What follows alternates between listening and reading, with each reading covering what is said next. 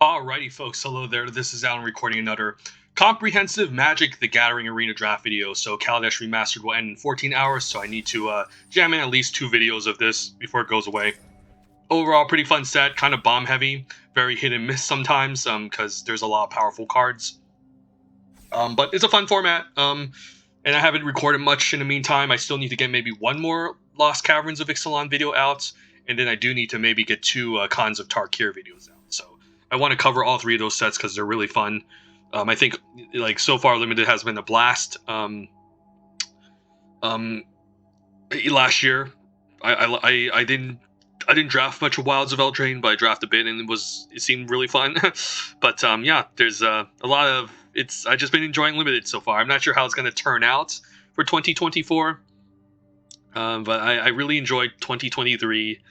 2022 was interesting too. There's a lot of sets people didn't like. Mainly like Crimson Vow was kind of Crimson Vow New Capenna had issues. Same with Midnight Hunt, and there was a double feature set that kind of tanked. And they sold it for like a lot more money than it should have been worth. But I like Lord of the Rings. I wish I recorded some of that as well. Yeah, just really fun. So hopefully they can keep that up. But they have these more Universe Beyond sort of sets coming, like Doctor Who. I'm not sure if that one came out already.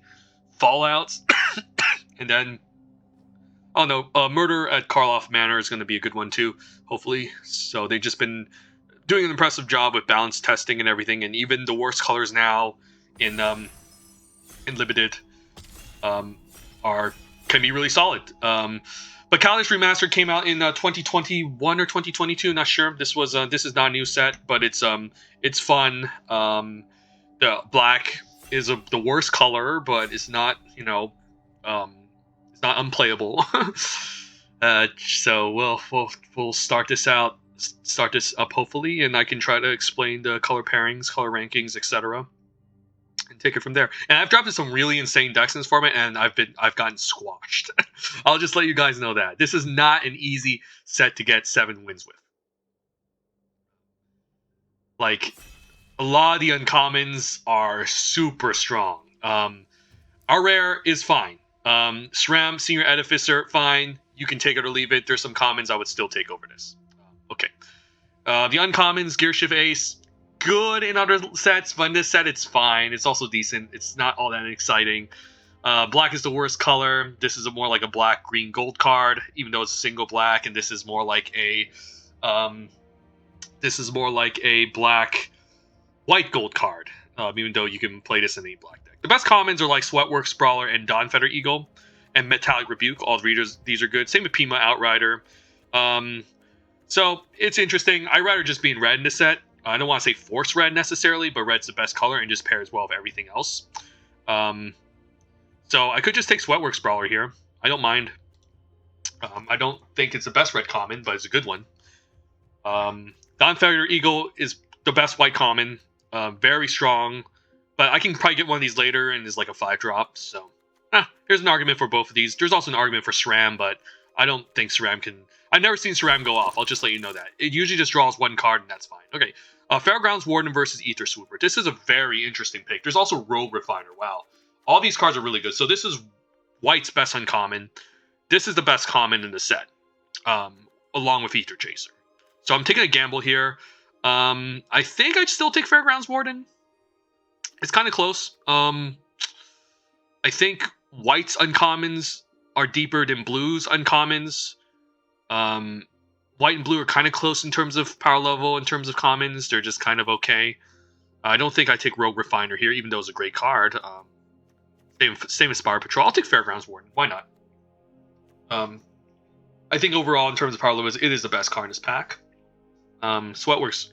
Ether Swooper pairs very well with Sweatworks Brawler, but we really need to get the whole blue-red thing going. And I think this is a common, too. You can get that later. So I'll argue taking the Fairgrounds Warden. Okay.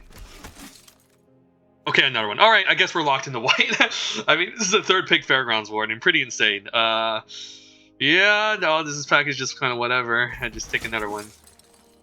Remove spell on the creature. I'll take a Sweatworks Brawler. By the way, Night Market Lookout is a good card. It's black's best common. If the opponent doesn't have any blockers early, this gains life and drains them for like 2. Drains them for 1, so they lose 2 life. And then if you get vehicles going, you can just keep tapping this, and it adds up for sure. But we'll take Sweatworks Brawler here, since we already have one. And I think red is the best color, and it just pairs well with every other color. So you can be red black, red green, red white, red blue, and you're still going to be in the good deck. I think red black is the worst, because black is the worst color, but it's still a good deck. So we'll take this. And Dawnfeather Eagle. Okay, and there's also Chandra's Revolution. Okay, so this is interesting. I think we're in white at this point. I really like Dawnfeather Eagle, but I like Chandra's Revolution as well. I think I'm still taking Dawnfeather. It's white's best common. I don't think Chandra's Revolution is red's best common. And yeah, this is just a flyer and an anthem effect. Both cards are great. Or if I want to lean more towards red, I take the Revolution. There's an argument for that as well. Maybe I just want to lean towards more towards red, because who knows? Maybe white gets cut off somehow, and I'd rather be in base red than base white. I'll take the Revolution, sure. Okay, I can take a Fragmentized Wellfast Monitor. Ooh, actually there's Wellfast Engineer. Okay, there's a chance we end up red black. Like we did take 2 Fairgrounds Warden, and I'm like, oh, let's lock into white, but you never know. I've done drafts where like I first pick 2 powerful cards in like one color, and then they just completely dried up. We'll take this Engineer, and then Audacious Infiltrator versus Leave in the Dust. Interesting too. Take the Infiltrator. This card, even though it's 1 toughness, is a lot better than you think. The fact is it can't be blocked by artifact creatures, so even if they make a 1/1 servo, they can't block it. And it's just a solid 2-drop. I think this card's actually really reasonable. Yeah, we'll take it over everything else. And I actually think Invigorating Rampage is actually pretty good too. Sure, it doesn't pump the toughness, but that extra point of damage and trample really matters. And if the creatures go unblocked, you can catch the opponent off guard, and this can spell lethal. So I like having 1 copy of this usually. And there's not much else in pack. Sea Sculptor is fine, but okay. Well, Dawnfeather Eagle made all the way back, so I think we're just in red white at this point. Pima Outrider pretty good too. So what did they take from this pack? We took a Sweatworks Brawler out this. No, this was our pack 1 pick 1, right? Yeah, someone took Shram, and I think we took Sweatworks Brawler, right? And then this was probably the most powerful card in the pack. Yeah, okay, we're in red white at this point. It's just it's not messing around. This is actually a good black common too. Funny enough, I don't care about it. I could actually take. I don't care about Wellfast Motor. I hate 2 toughness, 3 mana 2 toughness in this set. There's a weird chance we still end up in black. I don't know how, but I'm just gonna try to imagine it. And Fragmentize a copy could be fine. Or Renegade Map. I actually don't mind Renegade Map along with these Sweatworks Brawlers. You know what? I'll take Renegade Map. We can, if white is really open, we're going to see a lot of these get past to us, and this is kind of more premium. So then none of these really matter that much. And then another Wellfast Engineer. Okay, I'm not taking this card. This card's not very good. This card 2 draw 3. Nah, never mind. So there's a chance. There's some weird world where white just gets completely cut off, and we end up in red black. But I'd rather be in red white because I think it's a stronger archetype, and we'll take Aerial Responder. White's best uncommon, along with Fairgrounds Worm. Both of these are neck and neck, I think. Powerful card. Confiscation Coup is probably the strongest card to pack, though. Pack 1, pick 1. I would take Coup over Responder. Assembler also good, but we'll take Responder here. I think red blue is slightly better than red white, but not by much. This card's also excellent. Can't block. It's like exile a creature card from your graveyard, return scrap heap scrounger from your graveyard to battle. So this is an excellent card, but you need to be black to play this card. And we just took a double white card. I could take this Daredevil Dragster or this Ether Torch Renegade. I liked how this deals with 1 toughness, but its stats are not that great. And I really want to be attacking in this set in red white, so I think I take the Daredevil Dragster. There's a bit of a vehicle theme in red whites. It's not, you don't need to really have a bunch of vehicles, but there's a bit of it, and at least this is a vehicle that can attack and block pretty well. So we'll take a Daredevil Dragster over Inspire Charge, I think, which would be my second pick. Oh, Cloudbrazer's a bomb. But I think we gotta take Goggles here, right? Yeah, this is one of Mythic uncommons too, but in red white, you don't want to splash. You are an aggressive deck. I do have Renegade Map to splash for this, but this is more of a controlling card. Inventor's Goggles makes more sense. Really powerful with Sweatworks Brawler, turns into a 4/5 attacker. So whoever's getting past this, must be really happy because I'm taking the goggles here.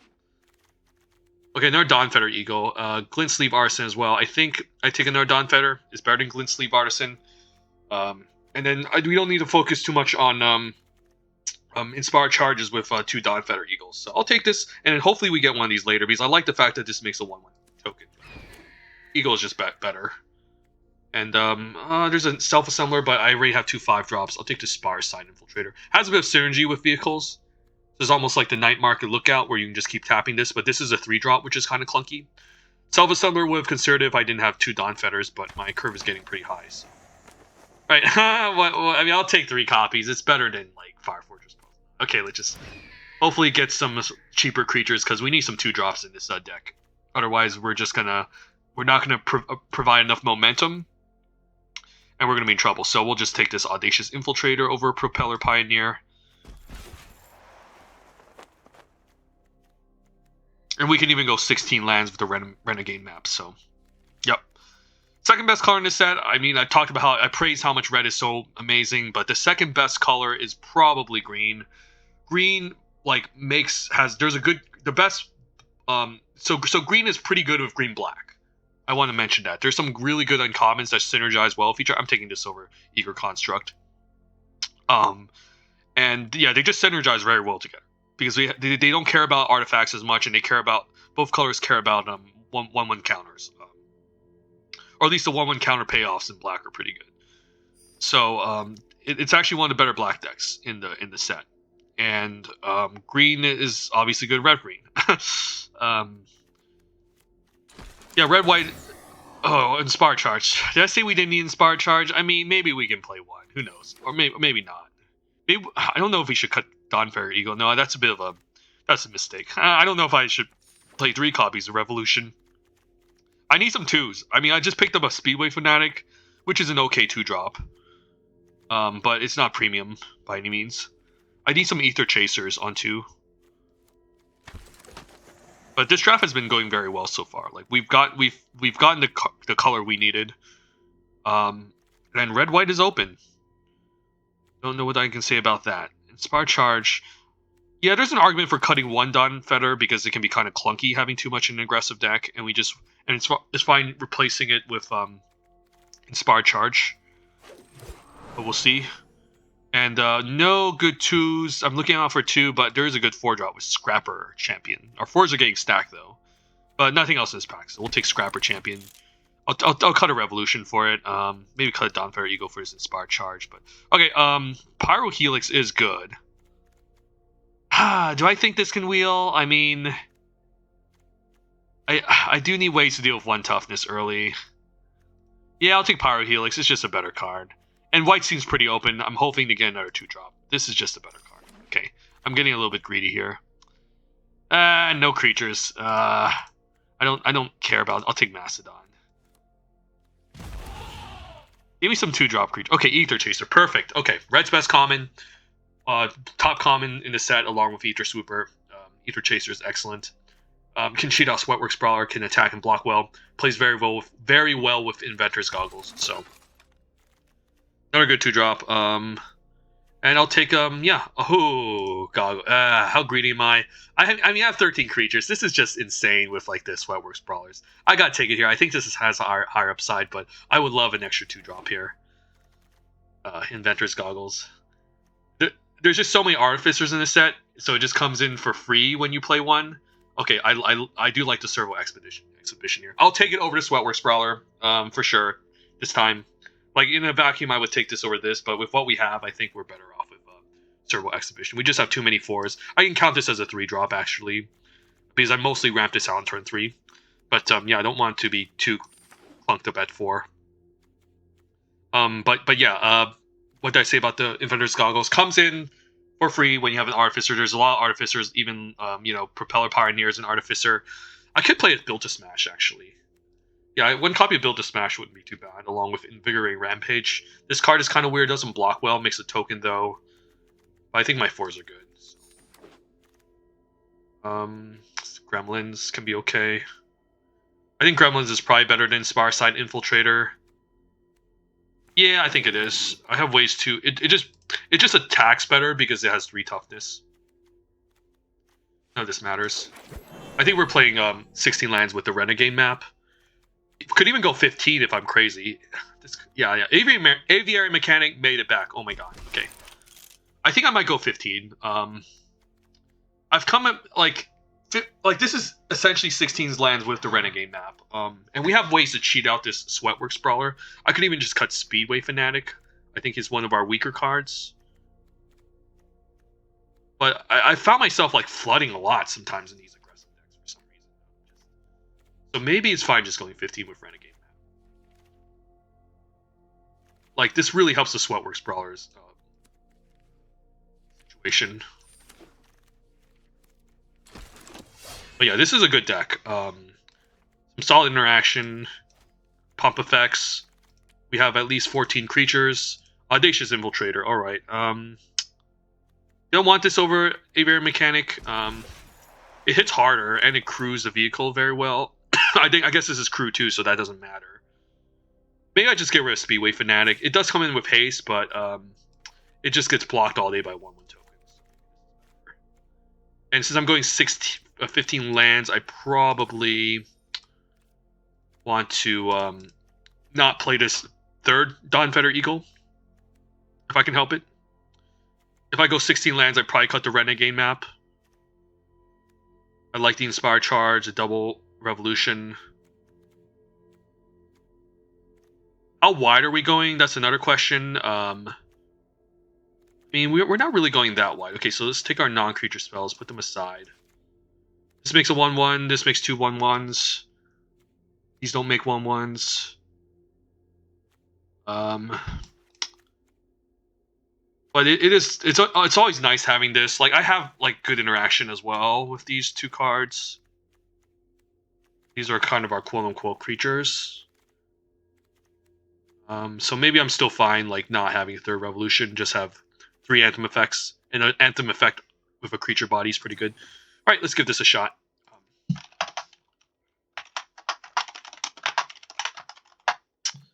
And our hero, the Ether Chaser, the lone Ether Chaser.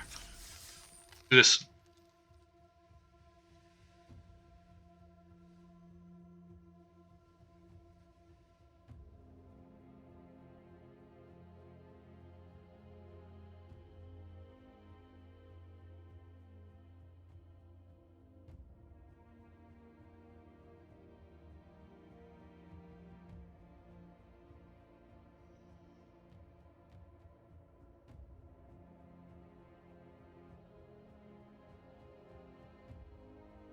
I could also cut an Audacious Infiltrator, honestly.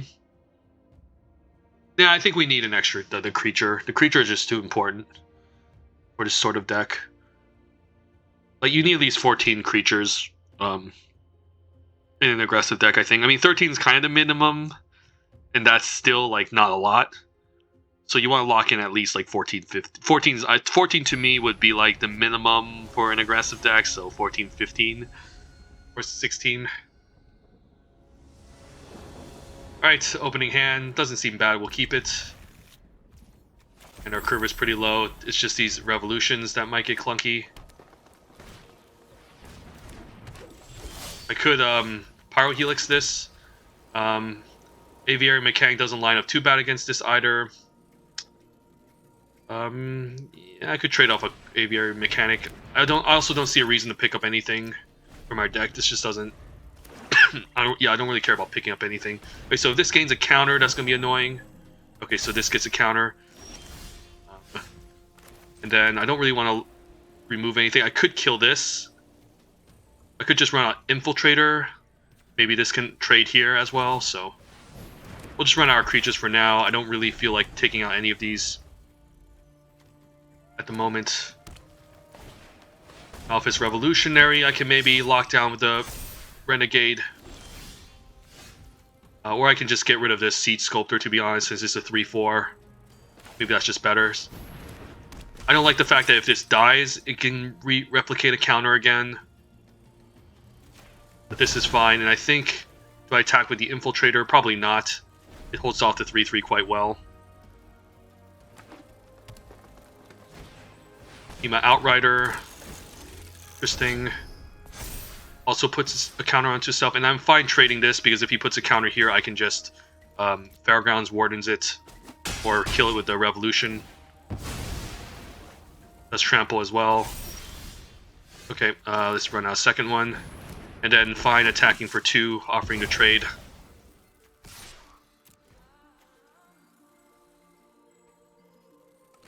Goes for a trade. Okay.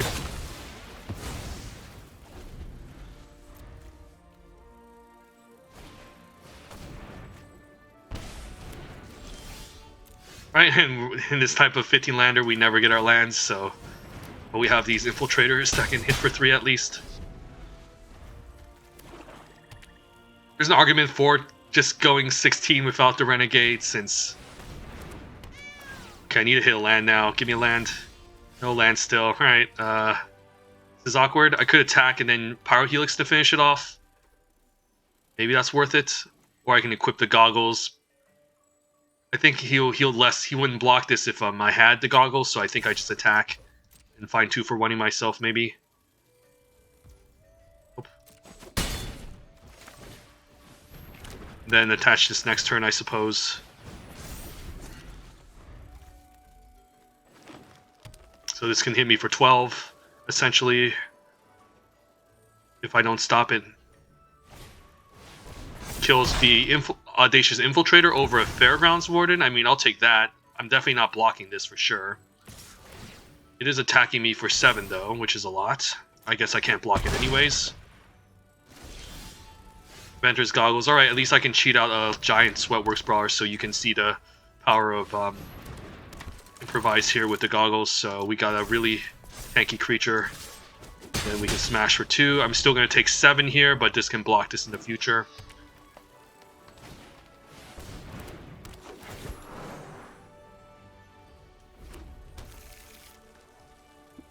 And then if I get a land, I guess I can remove this.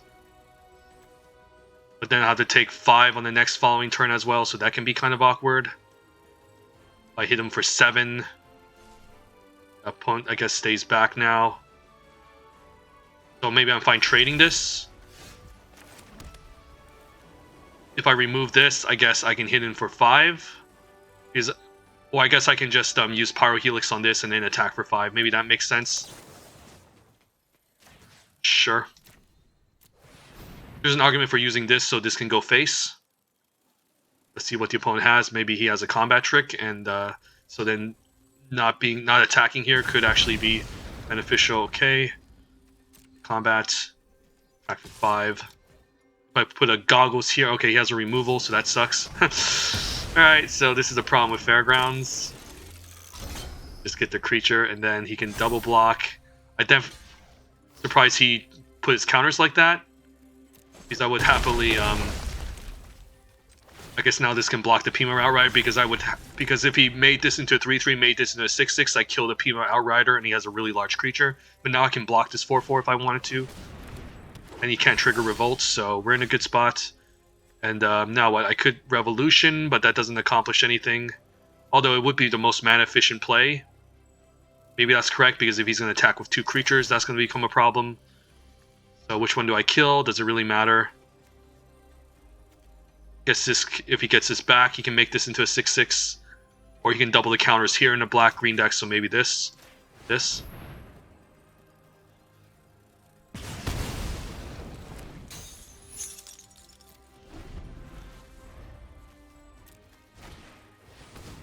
Servant is fine. And then, yeah, I think we just run out the exhibition here. And then I think I'll put the goggles onto the Fairgrounds Warden, so if he has a fight effect like Hunt a Week, it's still okay. And then next turn I could run out Eagle and then attack. Yeah, so yeah, this Winding Constrictor could double counter, so that can be a problem. And then if I attack here, I guess he could still have a pretty good block. Yeah, this becomes a 4/8, but he can still triple block. So I think I just run out the Dawn Fetter and then use this as just a 3/3 that can attack, so... Fortunate use of the Eagle, but I think I need to develop the board and start pressuring. And I guess one thing we can do is we can always just move the goggles and then remove them back, so we can do this. And the question is, do I move both? If I attack for 4, it's a 4-turn clock. If I attack for 5, it's a 3-turn clock. So maybe I do. This is a 3-turn clock if I move 2. And it's otherwise it'd be a 4-turn clock.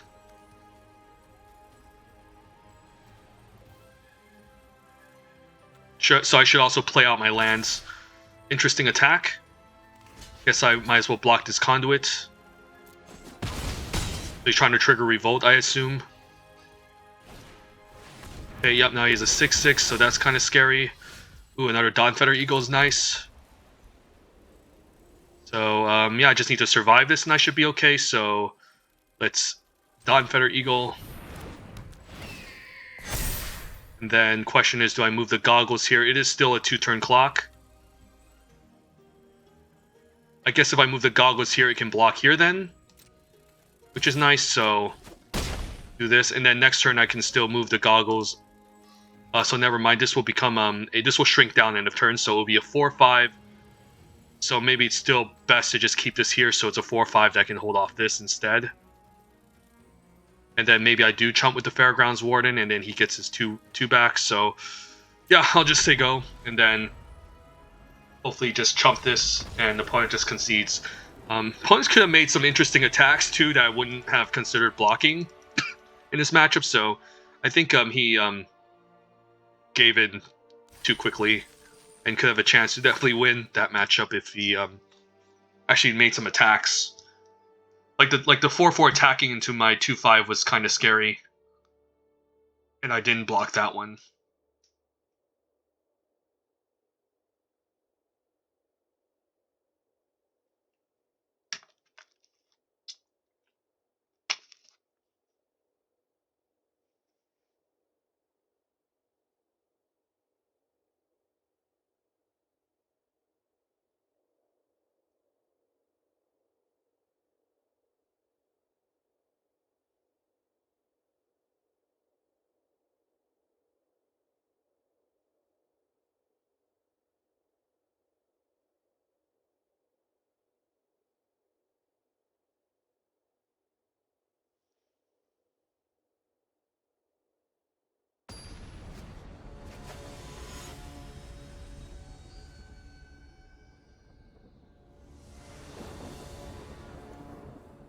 Alright, well we have Inventor's Goggles into an Ether Chaser, making a 3/3 first strike.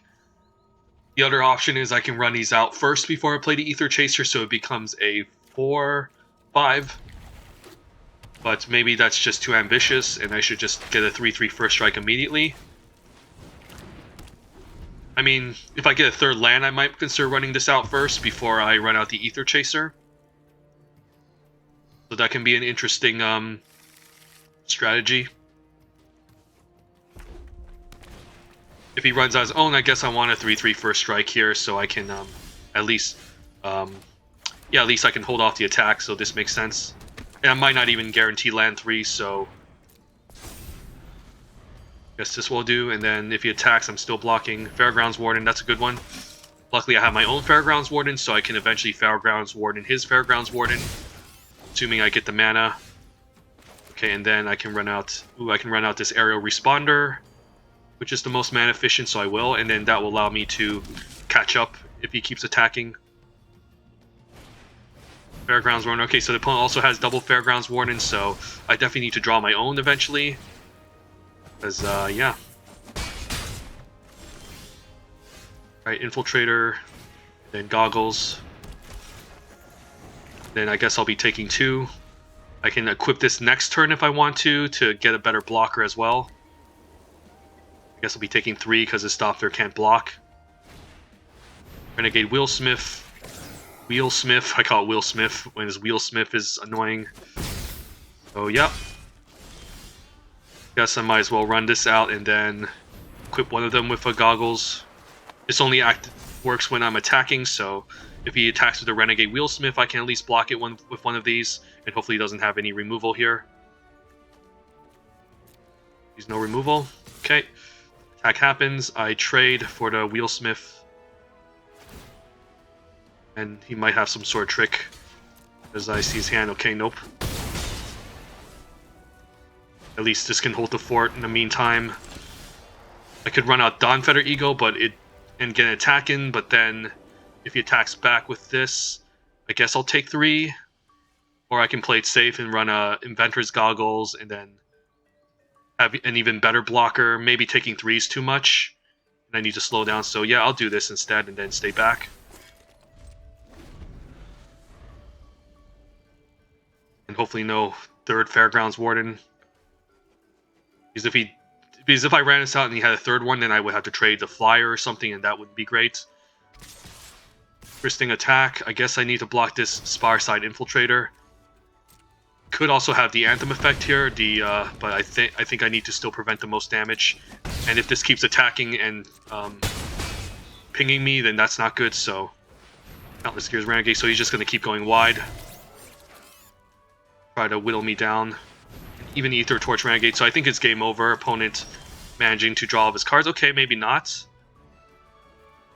Maybe if I take out this Fairgrounds Warden, I can get a lifelinker if he decides to attack. So yeah, let's do this. And then do I move this Audacious Infiltrator? Yeah, I think I do.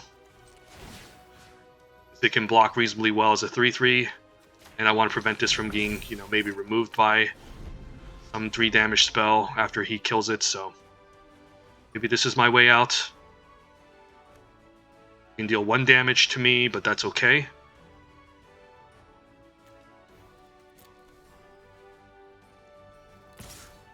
Attacks with the 2/1. I think I'm blocking with the Audacious Infiltrator over the Aerial Responder. If he has a trick, then I lose a 2-drop, which isn't the worst. I guess he has a way to remove it. Alright, sure. Interesting, but I'm just going to keep gaining life with this. Yeah. I'm in a good spot. It's going to gain a bunch of life. Could use the build to smash to gain even more, but I think I'm safe. Then we'll say go.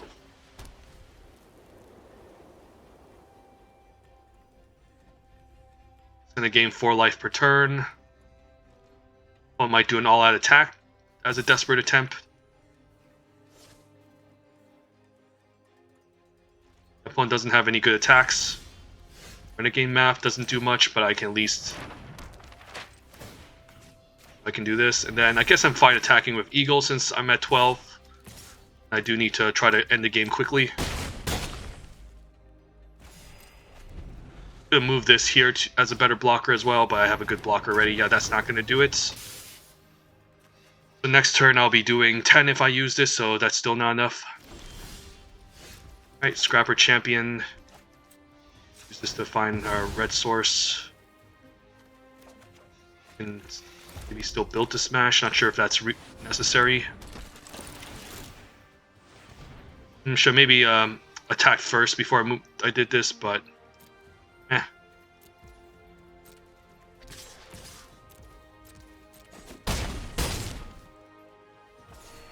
maybe I can still afford to take 4. Yeah, we'll just say go. I don't care if this attacks and hits me. Yeah, he might just do an all-out attack here. I can just block the smallest creature. Don't give him a card, and yeah. So luckily we drew this in time and got this back. Opponent was very close to killing us. Yeah, even if he deals with this, I can then build to smash and kill him next turn. Ooh, Sovereign Skyship, but I don't think that's going to do it. And I can attack next turn and use build to smash to get through this. So I'm still fine. I think we go for it. And also attack and give this double strike as well. Which is reasonable, let's do it. I'm fine trading this off for a creature as well. And I don't think there's anything at 1 mana that can get me here, this Sovereign Skyship, so... This is one of the biggest bombs in the set too, so the opponent also has a really insane deck. What's this? Oh, I guess he has a way to pump it, maybe? Maybe an alley evasion to save the Skyship, but nope. Actually, so the build to last actually coming in handy. Then we'll say go. Regained all my life. The opponent needs some sort of move or effect. So yep. Opponent might be a little bit salty here. Sorry, opponent. I mean, if you have a bomb, then I have one too, and it's inventors, double inventors with aerial responder. So it's only fair.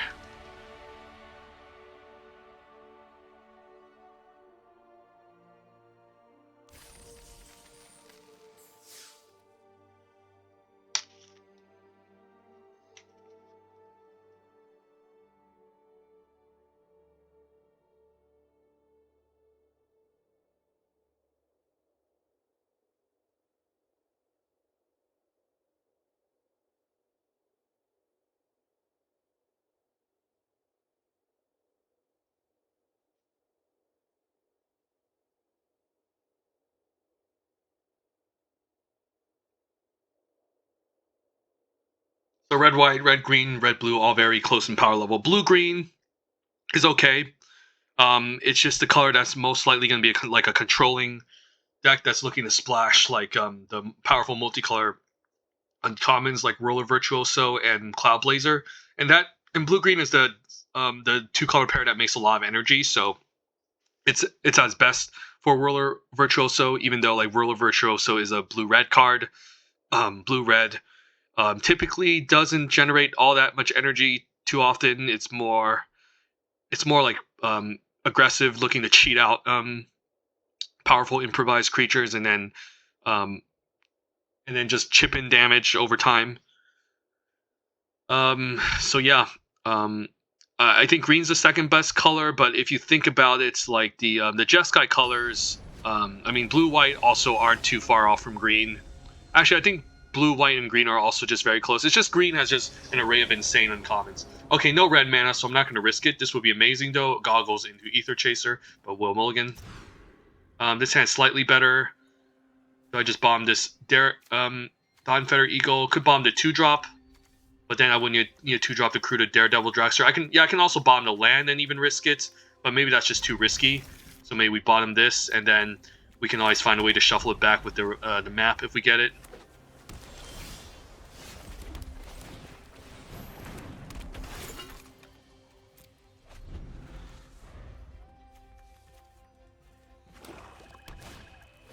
Eager Construct. I can just shoot away with the Pyro Helix, and I get a Scry from this as well. Fine to keep any land on top, honestly. Do I want to keep a land? I can be even more greedier. Maybe I don't need a land. Gives me access to Chandra's Revolution, but I'll risk it. I already have 3 lands, so... yeah, let's not kill it now. Let's just run out this Dragster because I need something to crew. And as long as this gets 2 counters, I can maybe draw something off of this. Next turn we can always take this out and then attack for 4 if we wanted to. Maybe he has a removal spell. That would kind of suck. I can always attack, and if he tries to use a subtle strike to ambush, I can always Pyro Helix as well. Question is, if I get a land, do I run out to Scrapper Champion, crew, and attack with both? Okay, so Implement Malice, I need to make sure I discard something. Not sure why I want to discard in this matchup. Fairgrounds Warden is interesting. I think we just crew an attack. I don't really see a reason of using the Wardens. I could use the Wardens on the Implement. But then I don't use on anything else. Yeah, he might have a trick here, and then I can kind of blow him out with the... Yeah, he might have Select for Inspection. Sure, that's okay. So if he makes me discard, what do I discard here? Maybe Scrapper Champion, because blue-black has a lot of... Or maybe the Revolution. Revolution is a strong removal spell, but we have Fairground Wardens and Pyro Helix. Or maybe I just ditch the Pyro Helix. Even though I could cast the next turn to kill this. It's probably the weaker one. Not sure here. I'm hoping he just doesn't make me discard then. So I'm up a card because he uses Inspection. And he also used a Malfunction, so opponent really respecting this Dragster.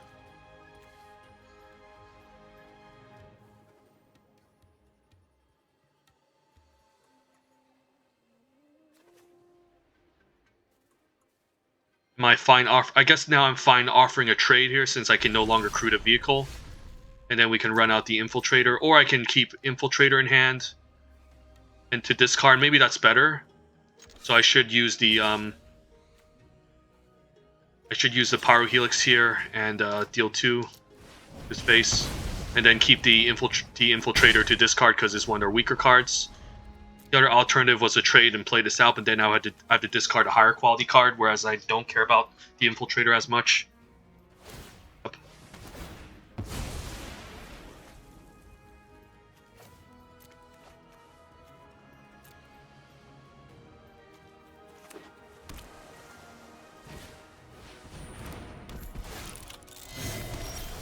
Right, and we got our 4 mana, so we can run out Scrapper Champion. And then the question is, do I even attack? I think I'm fine offering the 2/2. This would be cool if it could pick up the Dragster, but I'm fine with this. And this might imply he has a removal spell for Champion. We'll see.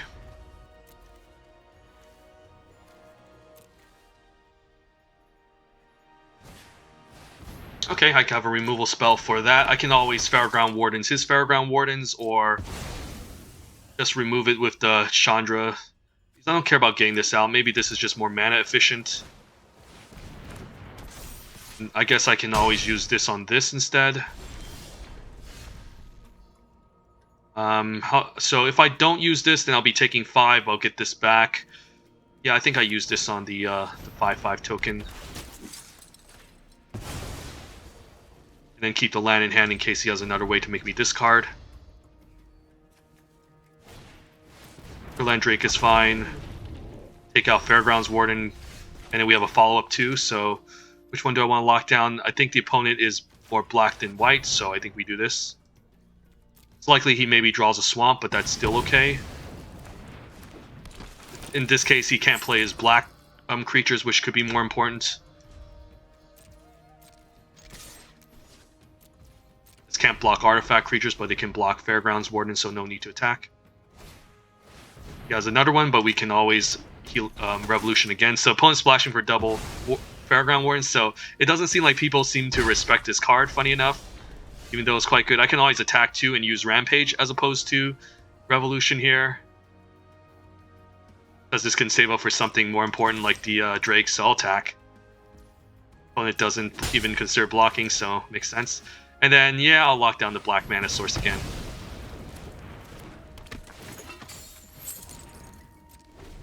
And then this can grow to be quite large if the opponent doesn't deal with it. After rest even, okay. Alright, this is going to be an interesting match. Opponent has a bunch of removal, we dealt with it, and we're behind, but I wish this destroyed artifacts like the Dreadmaw's Ire in whatchamacallit, in the I need a Dawnfeather Eagle in Caverns of Ixalan so I could destroy this Thopter. We just have a 1/3 that can just block the ground. Well, fast Wingsmith. Opponent's just playing a bunch of flyers now, and I'm not drawing to anything relevant. So I definitely just need to make some attacks. Well, it doesn't even consider blocking. I guess maybe I should stay back with this. Yeah, I should stay back because now I'll be taking 5. Otherwise, I could have offered a 2-for-1. Ether Chaser. Alright, we'll run out Ether Chaser, and then I guess I'm fine attacking now. I can use Rampage on defense. If he decides to attack. At least first strike this away. So he just attacks with a 2/3. Me a flyer, no flyers. Alright, that's unfortunate. Good games. Yeah, maybe I should have stayed back with this, and that extra hit could have given me some 3 turns to decide. But the opponent was also running a crap ton of removal as well. Even got Thought the Rest for my Scrapper Champion, which would have gotten out of hand. So our Bane is kind of the control deck with a million removal spells. But yeah, maybe should have still played that game better. Just needed like Aerial Responder to hold off the 2/3 flyer for the time being.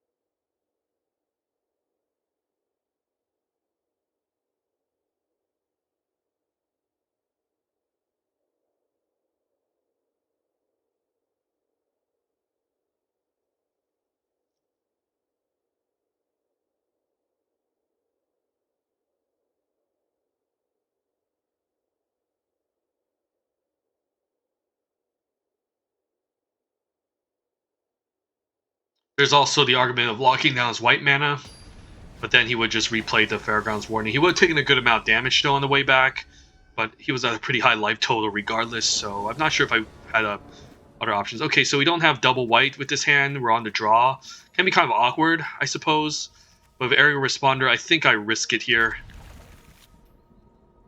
At least give me my double whites. Fairgrounds Warden on 3 isn't bad. Blue-red, scary with aerial. Okay, no, that's fine. I don't know why people play this card. Alright, I can get behind a Renegade map. Next turn we can run this out. Might just get removed, though. So how much do I care about running out the Fairgrounds Warden to lock this down? It does make it so that he might use a removal spell on the Warden, and we have Chandra's Revolution that can deal with another potential large threat, so I don't think I run out the Aerial Responder right now. I want to test the waters for removal, and by doing this, it allows him not to cheat out any artifacts, and he's kind of poised to use a removal spell on this as opposed to the Aerial Responder, I suppose. And if he follows up with another scary threat, we can always Revolution. That card is not really scary enough for me to remove, so I think I Aerial Responder or Brawler. I guess I want a Brawler first. And then, yeah, I guess we can tap out for Brawler, so what am I talking about? Yeah, I guess we might as well just tap out for Brawler and then use this to search a plains later. I don't think it matters. We'll just use this. Well, we can search it next turn. Then we can take 3 and then attack back for 3 next turn too. Opponent's probably trying to improvise as well with the Consulate Skygate. Can even play potential third color. Attacks, no blocks. Can even Dawn Feather Eagle, I guess. Right, that's a good target for the Revolution, although he might have a second one to follow up. And he does, so interesting. So we're kind of in an awkward spot here. I could offer to trade with a Sweatworks Brawler if he double blocks. I mean, doesn't matter. I guess if I get another land next turn, I can build to smash as well. If I attack right now, yeah, I guess I can do that. So I might as well use this and then lock this down. Then attack for 3. I guess this can tap for land next turn anyways. So we'll say go, and then we can run out Dawn Feather Eagle. He attempts to block my Sweatworks Brawler, and I can use Build to Smash to kill it.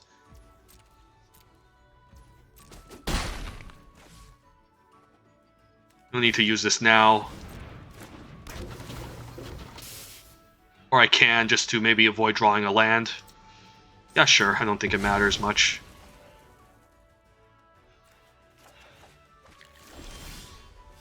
Alright, let's run out land. Could also get even more dangerous.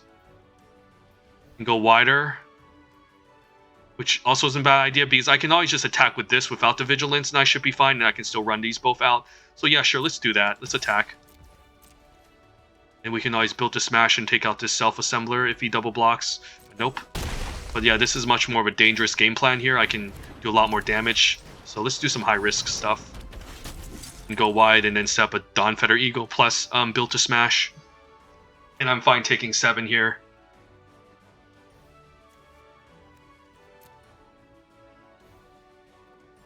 I could also trade here too. Although this could get in for 4 potentially next turn, since no artifact creatures can block it.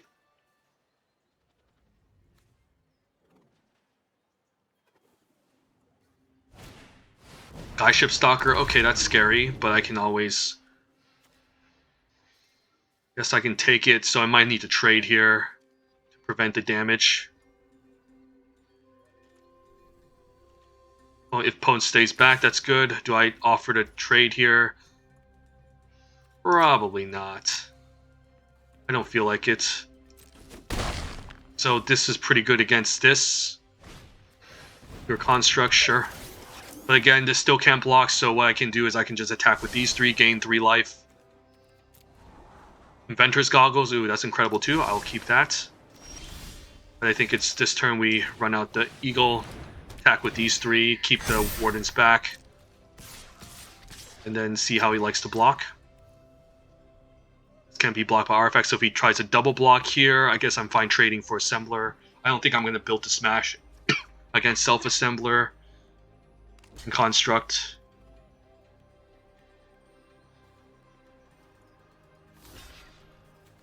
I mean, I could, but then I might not have a good attack against the Skyship Stalker.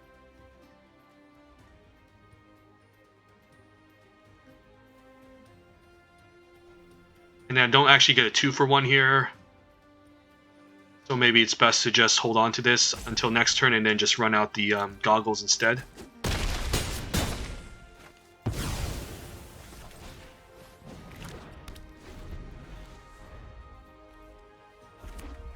I guess this can gain first strike as well, so that's kind of annoying. Yeah, I forgot that this can gain first strike and +1/+0, so it's kind of an annoying card. I think I block here then, which is reasonable.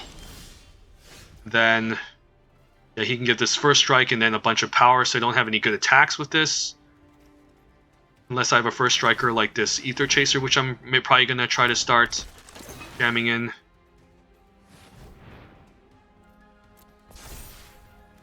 And this can't gain toughness, so as long as I get through this wall, I think I should be okay, so no attacks, they go.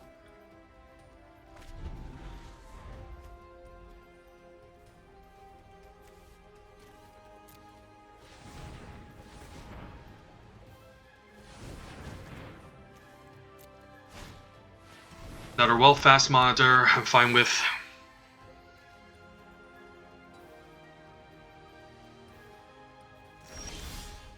Okay, so now what?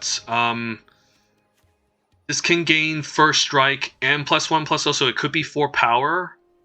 But with Built to Smash, I can yeah, make it even more, so I think I do this play. And then the Skyship Stalker is going to attempt to take out my aerial responder, but I should be able to Built to Smash to get past it. So this might just be a concession if the opponent decides to block the responder.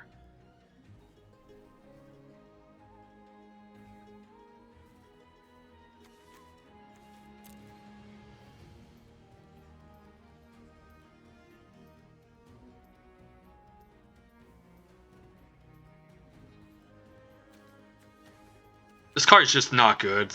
I get it, it's really filler, and the 3 toughness is a problem. Oh, okay, so he has the reach. Okay, so I have to use on the Dawn Feather Eagle instead. Makes sense. Okay. It's fine, I gotta get rid of this somehow. Like, I could technically use it here, but I have 3 flyers, so I should be okay.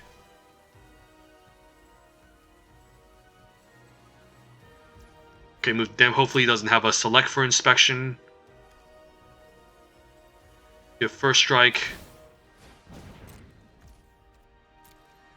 And that's not enough power, so I need to wait until he gives it +1/+0, right? Then we Built to Smash.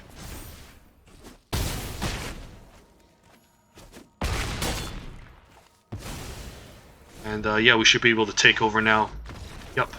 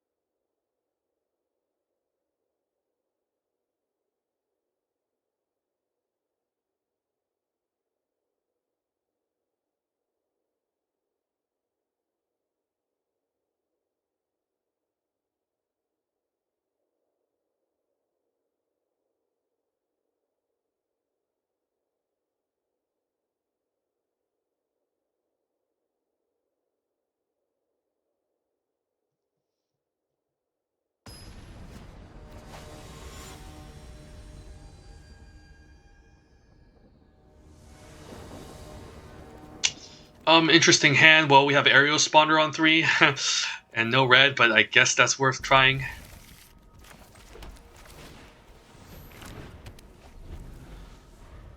If we don't get third land, I'm gonna cry. Exhibition's interesting, but I think this hits harder.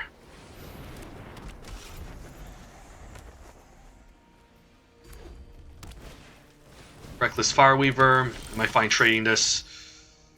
Yeah, I guess it's not the worst. Or I can make this into a 4-3. Yeah, let's try that. That's actually much more fun than running out Servo Exhibition, because 4 is a lot of damage. And if I get one land, I can run this out, and that also becomes a problem. Okay, so I could also offer to trade here now. Won't even attacks. Oh, I guess he can't crew. Alright, let's attack for 4. And yeah, run out our 2/1/1s. Hopefully get a third land.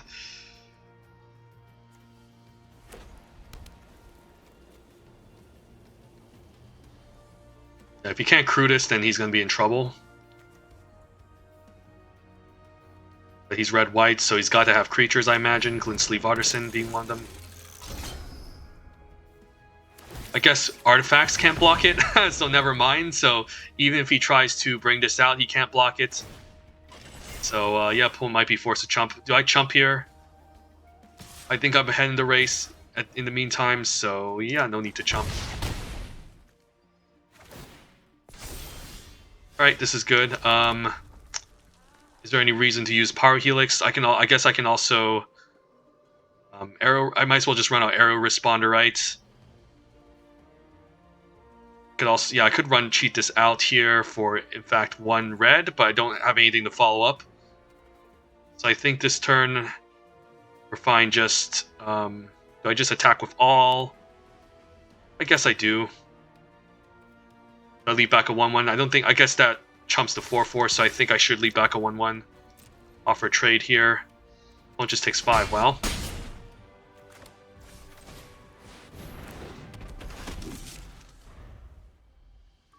And I can still tap out for this. If I get another red, I might regret it, because I guess if I get another red source, I can still pay 2 mana and still have a Chandra's Pyro Helix. I'll chump this 4/4. It's just much damage, I think. He does get to draw 2, but he has a Reckless Fireweaver, so I'll chump. And he gets to draw 2 cards end of turn at the end of combat, so gets to get some options here.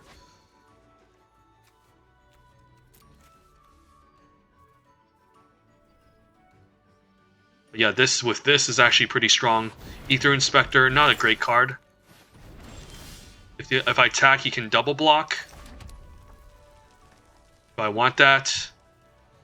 Another thing I can do is, I guess I can pay 1 mana, tap, run out a Sweatworks Brawler, and then have a Chandra's Power Helix.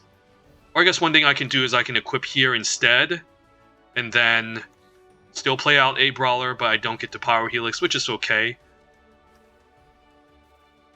Yeah, I think I go for this.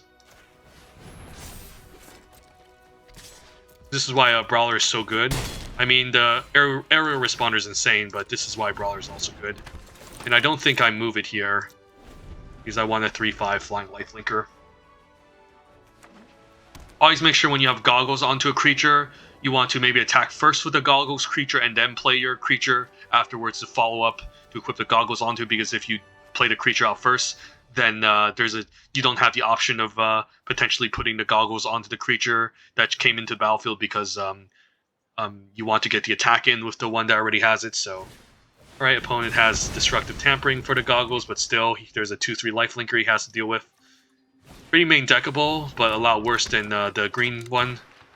The sorcery speed. I guess I can attack for 2 and Chandra's Power Helix in the face to finish him off. Yeah, I guess that works. Opponent has some decent red cards, but a lot of them are also just not great. Like, this card sucks. This card I would never main deck.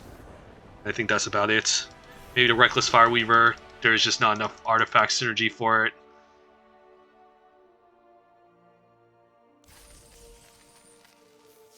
Alright, 4 wins.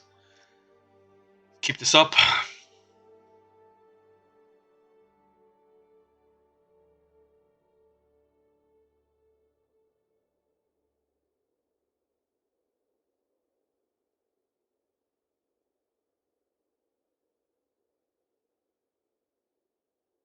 blue red, red white, red green, and then I think red black in that order if I was to rate the best decks in the format.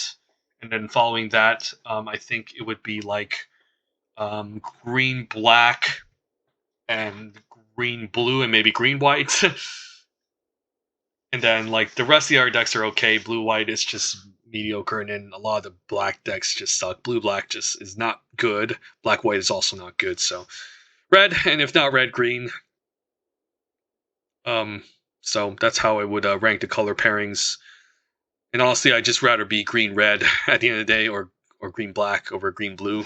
Although green blue is not by any means again unplayable. Green blue is actually probably one of the most fun decks because it's you just get to splash a bunch of stuff. There's a lot of fixing in green and a powerful multicolor uncommons. So I mean, I guess green black can, but it can't splash like for example Cloud Blazer or Whirler Virtuoso as much. Also, there's not because those cards aren't in those colors obviously, but Whirler Virtuoso still requires energy synergy, which is mostly in blue green. All right, this is interesting. No red mana. We have an Audacious Infiltrator on 2. Guess maybe that's acceptable, and we're on the draw. Yeah, try it. Here we go, red mana. Which one do I run out first? Probably Chaser, in case he... I guess blue-green doesn't have that much good removal, but at least this can block the Servant better. And then we can follow with maybe an Aerial Responder. If the opponent taps out for something crazy, we can Fairgrounds Warden.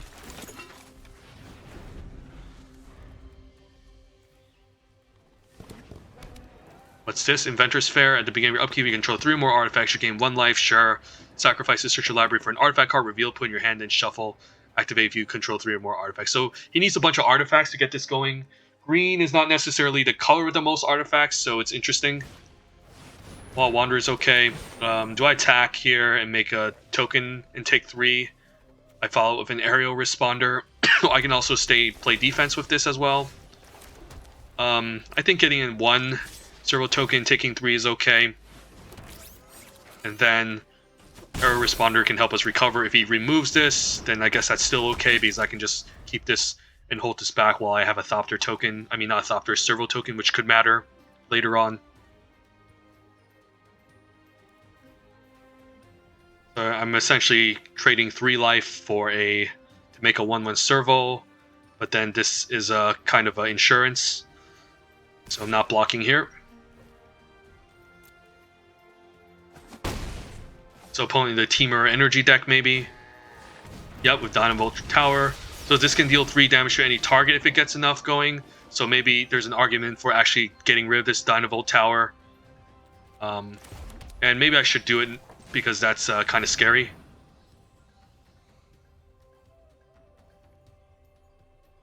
I guess that exiles creatures, so I thought this exile artifacts or enchantment. I'm such a noob. Okay, Servant can go. Does he have a Blossoming Defense? Ether Shield Thief, okay. At least he doesn't make energy here. I can always attack, but then he makes energy when he blocks, even if I built a smash, so it's getting for 2. Yeah, I should have saved this. But I at least made him use his energy, so now he will have a hard time getting to 5. And he needs to cast a lot of instances and sorceries to get going. So, yeah, this wasn't the right play. I thought this could deal with artifacts, but...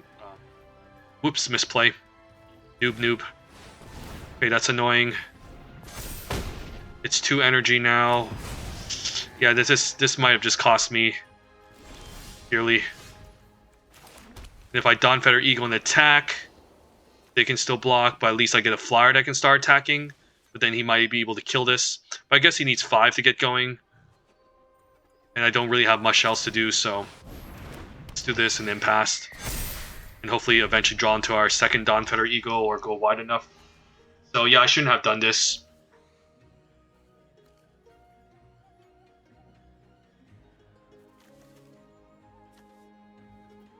If he gets to 5 with this, that's going to become a problem. Imperial Voyager is okay.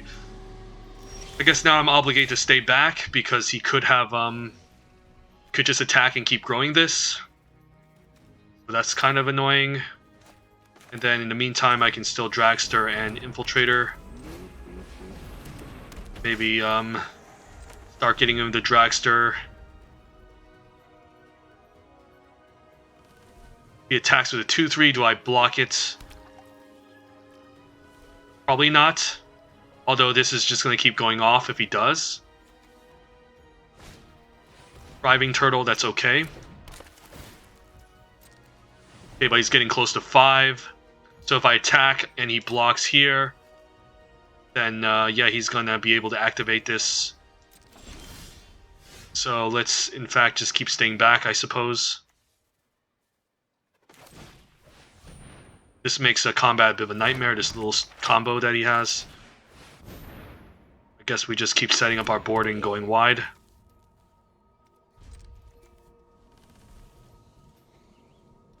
I guess I can always attack. Oh, never mind. I need like a backup flyer to something here.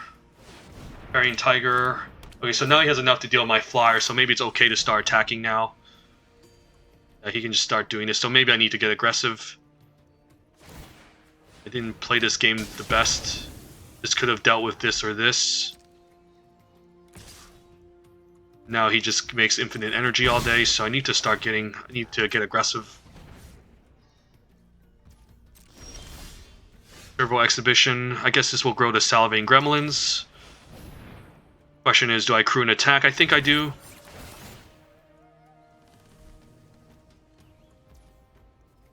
And which ones do I attack with? I guess I attack with the Gremlins and the vehicle.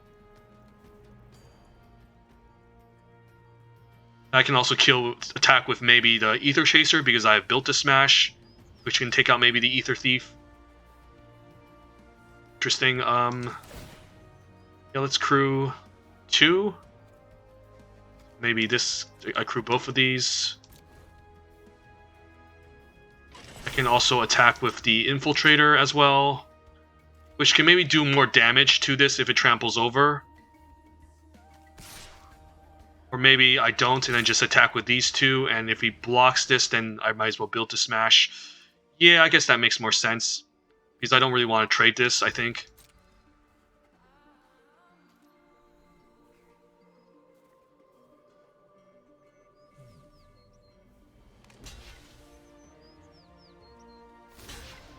Okay, so which one do I want to keep around? Probably the vehicle so I can draw more cards. Or, yeah, I guess if I use Invigorate Rampage, both of these will die, so maybe I kill both of these, rather. Because then he doesn't have a blocker that can keep making energy all day, so yeah, I guess we go for this. I guess he can just keep shooting down my stuff now. The Dynavolt Tower, kind of annoying.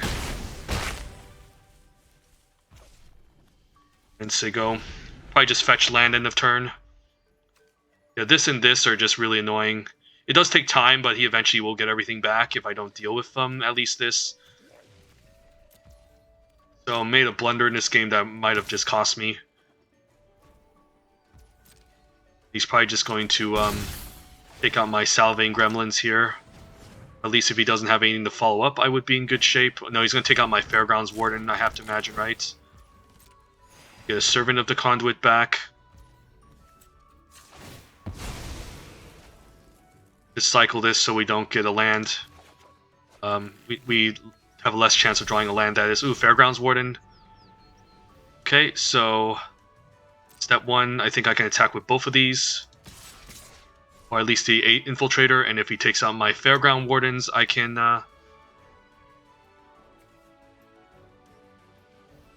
hoping he takes out my Fairgrounds Wardens, so then I can use this on here. Because if I use this here right now, he's just going to use it. Please kill this.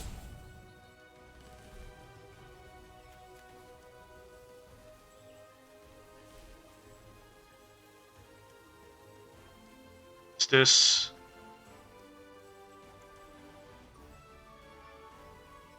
This is really annoying. There's no point of me doing it here because he's just gonna, if he destroys this, it's not gonna have Summoning Sickness the next following turn.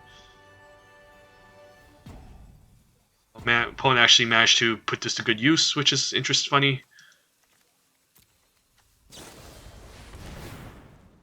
Okay, so you're just gonna keep making a million energy. Alright, so this is a game where I guess Destructive Tampering would be kind of useful. We'll just say go. Yep, he uses it. Guess he's just gonna keep making energy, so I guess I'll never be able to play this. Funny enough.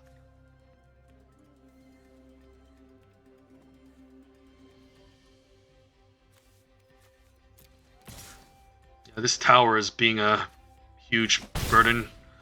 Never really managed to see anyone go off with this, but I guess it's possible. Impossible gear hook, I think I have to get rid of, although... nah, it's decline. Lose 4 life. I mean, if I play this, then I'm just dead. I guess I can double spell, so maybe Dawnfetter Eagle first. No, I can't. Yeah, whatever. He's just going to kill my Fairgrounds Warden, and he's going to get the Gear Hope back. It's no point in playing this. I misplayed with the Fairgrounds Warden, and that cost me. I thought it would exile any permanent, but it only exiled creatures. So keep that in mind, guys, if you're ever drafting this set. Alright, 4 and 2, not the best.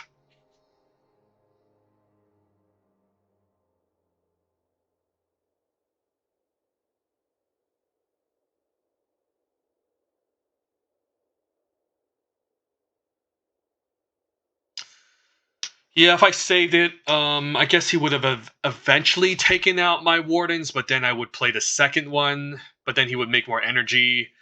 No, he wouldn't be able to make more energy, right? Servant of the Conduit is what gave him more energy as well. That was not a good Fairgrounds Warden. That Dynamo Tower really punished me. In this game, I think it could have been winnable if I didn't make that blunder. I'm not sure. I mean, he was gaining a lot of energy regardless of the whole Hunt the Weak thing.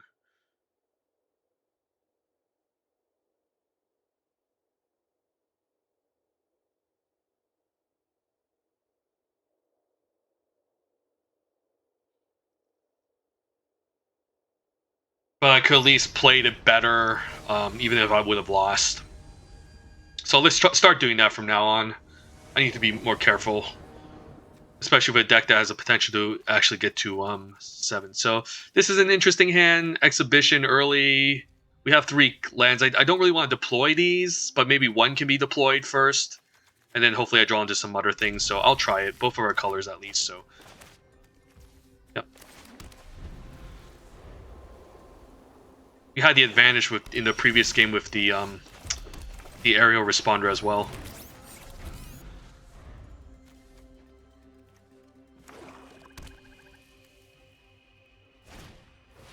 Ether Poisoner, I can always keep 1 back, trade for another one. Yeah, don't see a reason to exile this. And then if he attacks, he's trading a 1/1 for Death Toucher. So this is going to be a grindy hand since it's pretty controlling and there's no real threats that I'm deploying yet.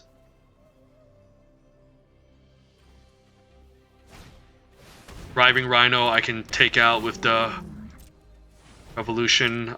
Maybe I should let him attack first, although that wouldn't be great either. Fine tapping out for a Revolution here, locking down his green mana efficiency, and then that's a pretty good target regardless. Attack for 1.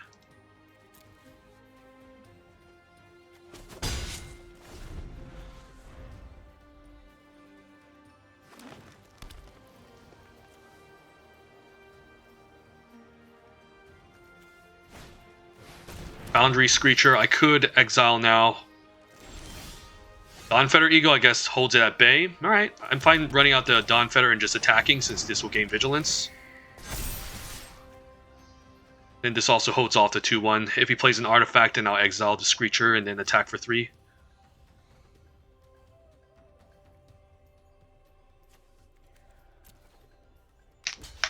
Trading a Servo token. Wow, trading? Okay, I mean...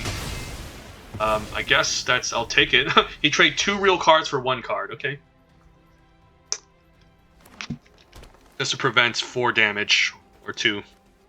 Not sure if that choice was reasonable, but I'll take it. That's just a perfect 2 for 1. 2 1/1s trading for a 3-drop and a 2-drop.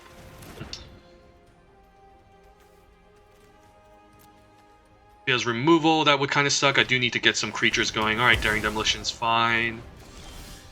Alright, I'm just gonna keep this land hand because they could have an Implement of Malice, which could be quite devastating if I had to discard one of these cards, so best to hold on to a land in the meantime.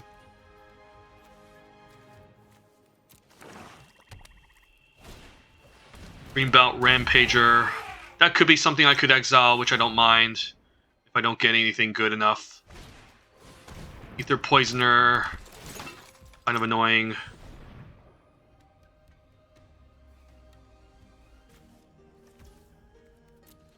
I guess I exile the Greenbelt Rampager and just use this next turn to cycle land.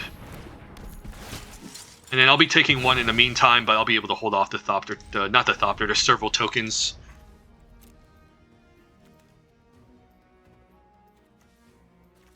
Luckily, no, the 2-mana 2/3 that doubles all your counters and energies.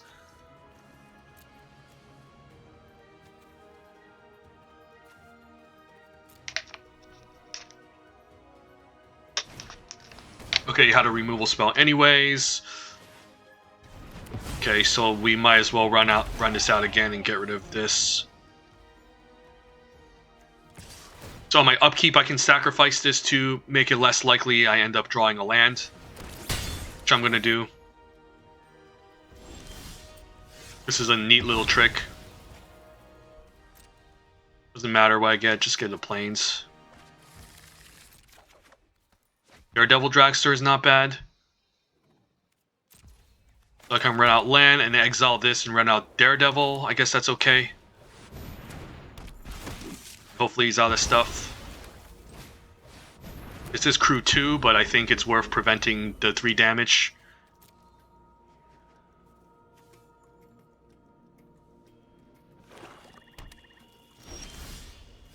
Audacious Infiltrator is nice. But I'm not going to crew an attack because this is just going to trade here. So we'll say go and then offer the 3/1 as a trade.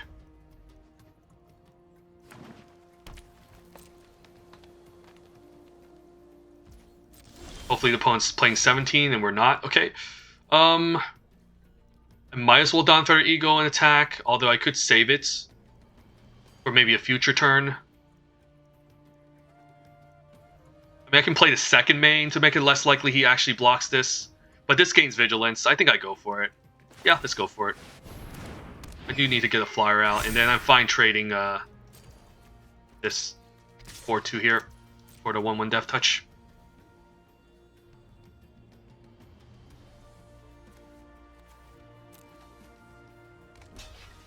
Because I do need to get on the board and apply pressure. Otherwise, what do? I just sit back and let a black-green mid-range grindy deck draw his bombs and removal. I can't allow that.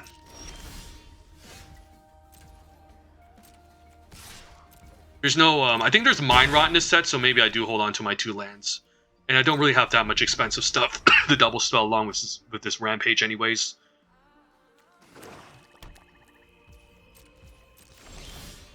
Ventress Goggles is nice, so now I can attach the Fairgrounds Warden and then attack with the Daredevil. I'm fine having him chump a token because I need to draw some cards too, so matching for 8. And then I guess I'm fine running out land now because even if he makes me discard, I'll just make up for the card. Then I guess I can move this as well. Nah, let's not move it because I need to crew this next turn. There's an argument for moving it here, and then so it survives like a -3/-3 effect, like the Die Young. But then I would have to move it back next turn, waste 2 mana, which can potentially be used for something. I don't think there's a -2/-2 to everything bomb mythic in this set as well. It's called, I forgot what it's called, Herald of Anguish. No, not Herald of Anguish, just the other one. Okay, Infiltrator is nice, so I could crew Infiltrator and then attack. But then I can get him for 5. I guess I can even trample over with the Invigorating Rampage, so let's actually try to trample over.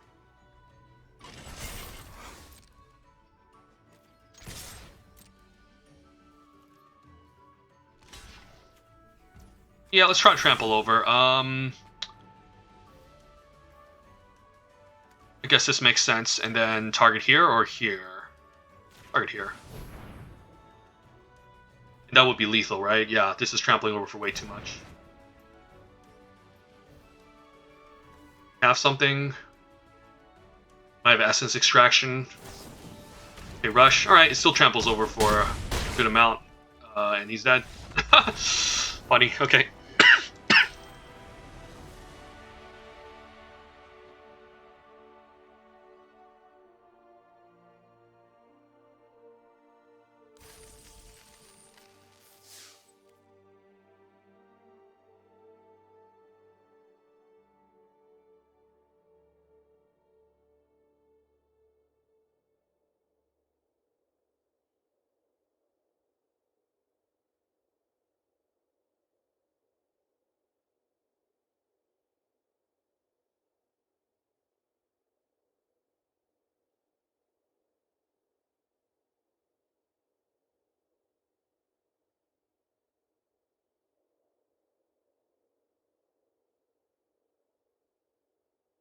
So top commons, Ether Swooper, Ether Chaser, the top two, and then Goggles, I think, is number 3.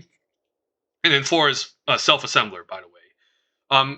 Interestingly enough, I don't think I would take Self-Assembler over, say, a Welder Spark. I think Welding Spark is also like top 5, the red removal spell for 3 mana. And I think those are like the top 3. And then, interestingly enough, I'm not sure what the... I think the rest of them are all just kind of... I'm not keeping this hand, by the way. Yeah, it's Mulligan. This hand's also not great, but do I really go down to whatchamacallit, 5?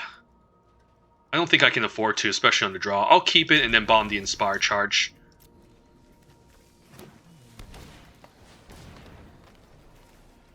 The risk of going 15 lands, obviously, is here's 1 landers.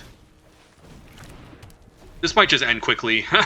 I don't think we can keep up, especially with a turn 1 like Teamer deck, which could drop... okay, maybe not. Maybe I spoke too soon.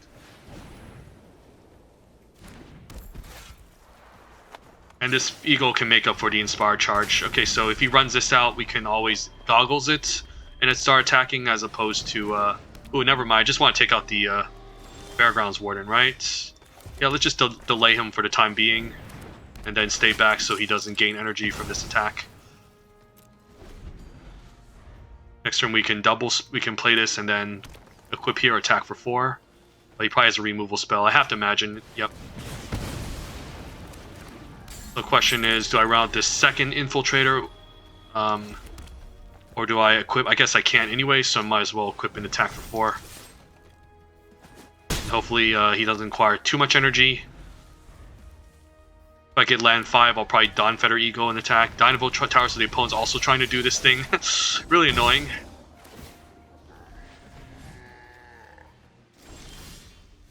Well, I mean, there's only one way. I mean, I guess we can try to lock this down.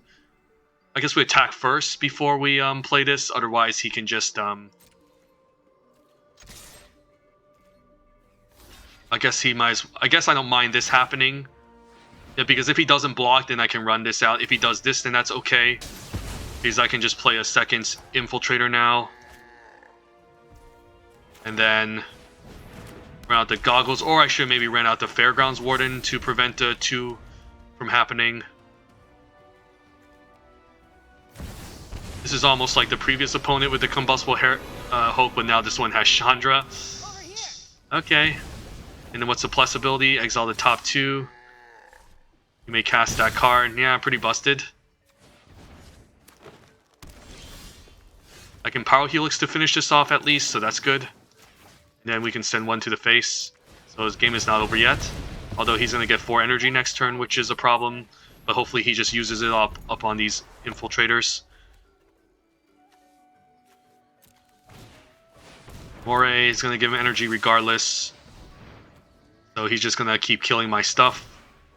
And then at least now, maybe if I exile this, he won't have enough energy to Dynavolt.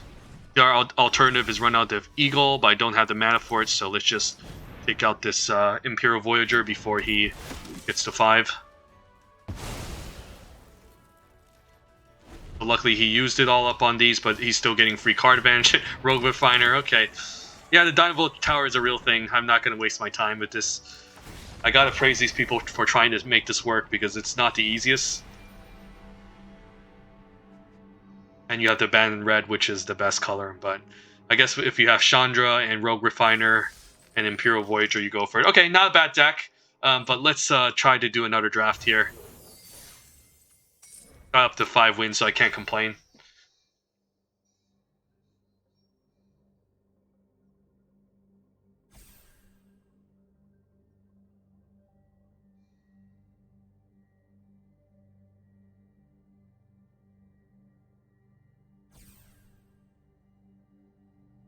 The dream deck would be this insane blue-red deck with multiple Maverick Thopterus and the Whirler Virtuoso. I had one of those decks early when this was announced on Arena a couple days back, and I drafted some insane blue-red decks that just like cheated out a lot of stuff. Okay, so pack one, pick one. This is a very powerful card. This is a bomb. I'm going to take this over Rich Scale Tusker, even though this is quote-unquote one of the mythic uncommons in this set. Actually, I don't say it's quote-unquote. It is a mythic uncommon, like a 5-mana 5/5 that put 1/1 counters on everything. That's insane. But this just goes in any deck, and it's just a fantastic card anyways. Very easy to crew, blocks well, attacks well, and then it gains lifelink if you use up an energy. So makes it difficult to race. But yeah, both of these cards are amazing. But I'd rather stay open and, you know, let's just take the Ether Sphere Harvester. So the person to my left might just be jumping into green after passing up that card. Okay, this pack isn't all that impressive. Padim isn't all that great. It has, like, if you can get this thing going, it can be really nice card advantage. But blue doesn't really struggle from drawing cards. There's ways to cantrip pretty much in the set. And the stat line for 4-mana 1/4 is very medium. It's a decent blocker, but at turn 4, you'd rather be doing some other stuff. So we'll take Sweatworks Brawler. I'm not really that sold on Padim. Yeah, if you control Marfak or Tide, draw a card. Kind of. I think it's okay. I mean, it can go off, but Sweatworks Brawler. Let's just draft a red deck. And Gearseeker Serpent. Ooh, Inventor's Goggles. We'll take this. I was looking at this Gearseeker Serpent. I'm like, oh, maybe we can draw the blue-red improvised deck, but not over Inventor's Goggles. Nope. Weaver Angel, Voltaic Brawler, and the Self-Assembler are interesting. I think the highest upside is maybe Voltaic Brawler. This is more the safer card. But you know, if they're both kind of risky in a sense, this puts me into 2 colors. There's Weaver Angel, of course, still a good card. Still can keep me open. Maybe that's the pick over Self-Assembler. Like, if I don't get any Self-Assemblers, this can be kind of weird. It is a good card, though. All 3 of these are good. Not sure here. Maybe I don't want to lock myself into red-green just yet. And maybe this is good enough, better than Self-Assembler. I just take Weaver Angel. Like, a 6-mana 4 for flying is insane, and then there's a lot of fun flicker stuff you can do. So I'll take the Angel here. Maybe we end up drafting red-white, maybe not. There's a blue-red land I could take. It seems I mean, I don't care about this card as much. It is a sign that white is open. I can always get these later. I'm gonna take the land. Yeah, it's gonna be pretty huge if I end up splashing for a Whirler Virtuoso or a Maverick Thopterist. And the cards in this pack are not all that exciting anyways, so we'll take the land. And then there's a Repairing Tiger. If I believe in the whole artifact thing, I could take Reckless Fireweaver. If I want to go consider red-white aggro, I could take Audacious Infiltrator. Kind of close between these two. I think I take a 2-drop over Tiger. I think I'll take the Infiltrator. If I start early with this, it can be kind of insane, though. But I need the Thopterist.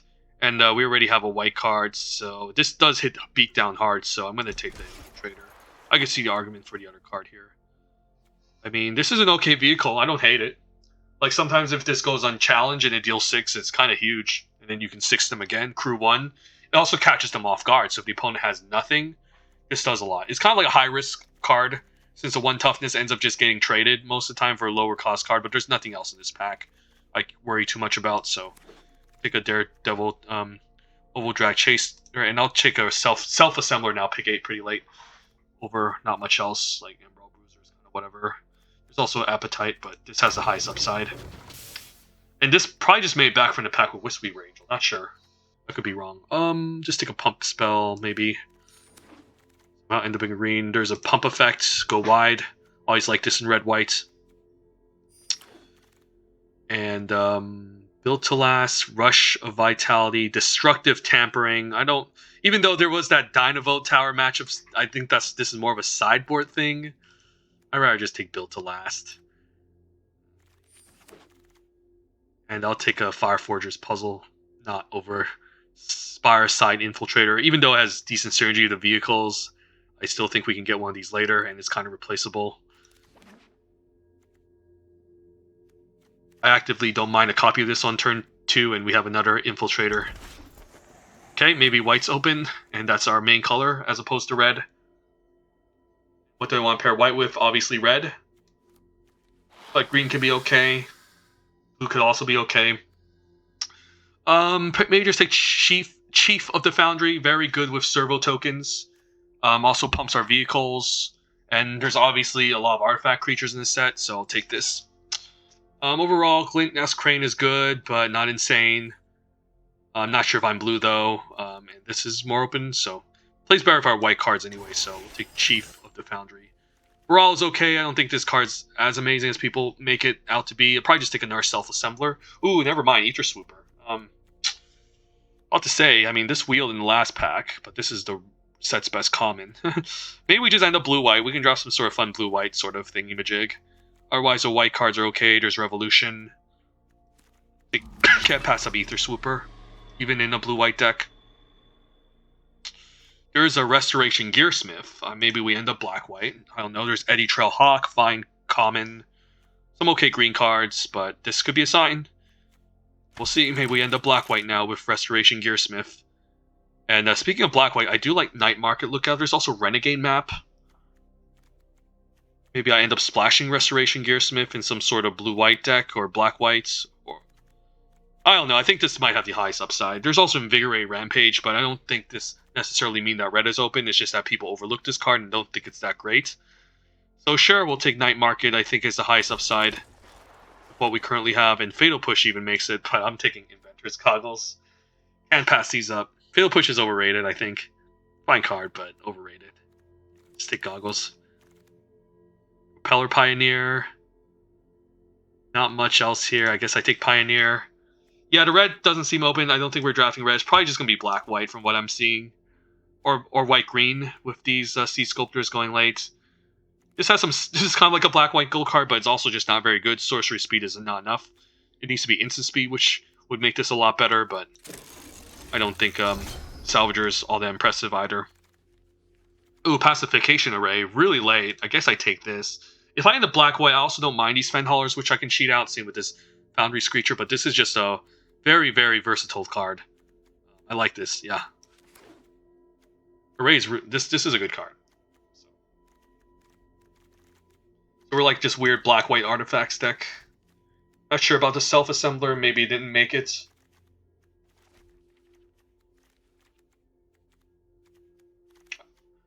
I like this Gear Shift Ace. It's not as good as we think, but it's still 2-1 First Strike.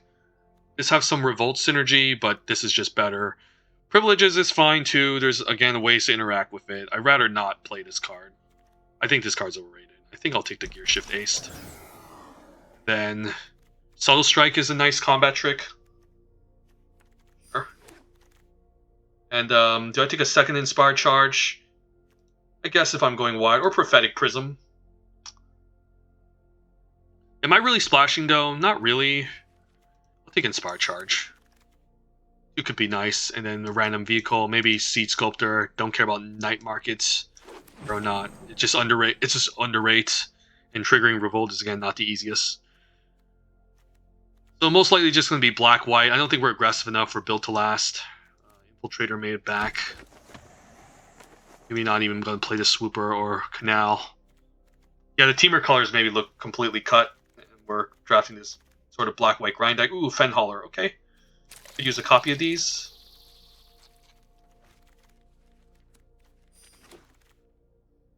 Okay, this pack doesn't have anything for us. Rush of Vitality, I do like a copy of these.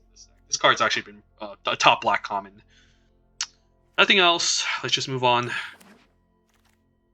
Ooh, Fairgrounds. Okay, perfect. So white's open. Also wouldn't mind Daring Demolition. But yeah, take white's best uncommon. I'll put this in the sideboard, but I'll remember we have a self-assembler. I just want to make sure I cut enough cards. Ooh, the Pala is interesting. The Pala is quite good, and we do have dwarves here. We can easily just forgo black and just go red now. We see the Pala. I also like Welding Sparks. Skyskiff is okay, but it's just a step below the Pala. So we'll consider moving back into red now. Because the Pala is great. I'm going to take her. And I'll take a Pyrohelix here. Maybe the person gave up on black, red now, and then now we're moving into red-white territory. Although I don't care about any of these cards. I think I'll take Die Young in case I end up black because I'm getting clogged up on 4. And there's no red cards, so maybe we still end up black. Ooh, alright. I can take this, Subtle Strike, Inkling Sleeve Artisan, so probably gonna try to get into red due to the Pala. The Pala is just insane. This card's incredible. So it pumps your dwarves and it pumps your vehicles, and if this becomes tapped by accruing, then you pay X if you do reveal top X cards with all dwarf and vehicles. I guess it only picks up dwarfs and vehicles, but we have a bunch of dwarves I think in this deck. Let's check. Dwarf, 6 dwarves. Okay, that's okay. This is also a dwarf. This is not a dwarf. Interesting. So I could take Brawler or Aviary Mechanic. I think we need a little bit more 2s if we end up red-whites. So I think I'm going to go for the Aviary Mechanic over Brawler, even though Brawler is insane with double goggles. This can also be fine. I have too many 4s, and I need another dwarf to go along with Depala. As I say that, I get another one anyway, so that's fine. Okay, I guess this was a weird draft where the person could not decide between red or black, red or some other color, and then he just decided to give up on red, fighting for red, and we got some of the good cards. Ooh, okay, Built to Last, better than Built to Smash, better than Built to Last. The extra point of power and toughness matters, and even the trample. Right, Alley Evasion. Right, so we kind of just we're drafting red-white again, but this time a lot more different. Some powerful bombs like the Pala, Ether Sphere Harvester, and Oval Chase Dragster. I do need to keep in mind the amount of dwarves I have, because if I end up drawing on my dwarves and I try to tap the Pala to get some, it's not going to be as effective.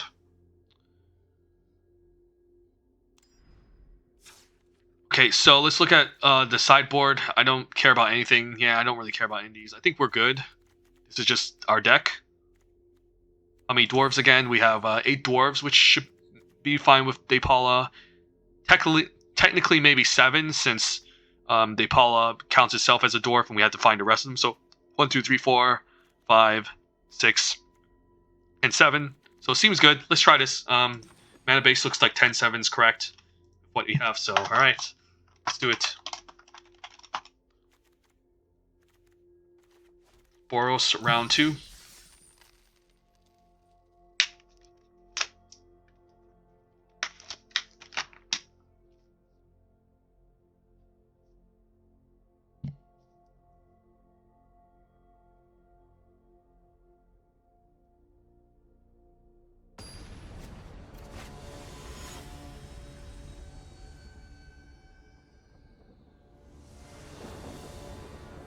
Opening hand, well, we have Inventor's Goggle into Aviary Mechanic into Chief, so let's try it.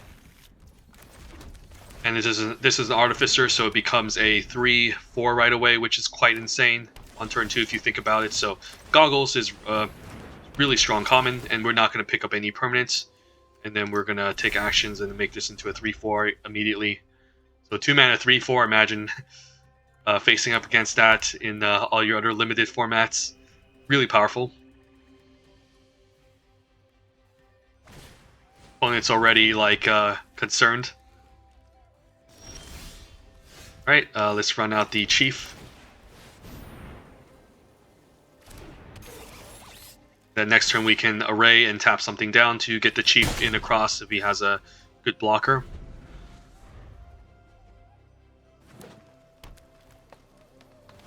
Or we can save this end of turn, and maybe we can move the goggles into something else to get a proper attack in. So 3 mana for a Renegade Rallier to get back the Unbridled Growth. Interesting strategy. So if I was to move this Inventor's Goggles here, he can still trade for it. So one thing we could do is we can also just play both of these out. Let's say if I run out Pacification Array, tap this down, that I won't be able to develop the Brawler, because that's 3 mana. So it's best to just attack and I think run out the Array and then run out the Brawler.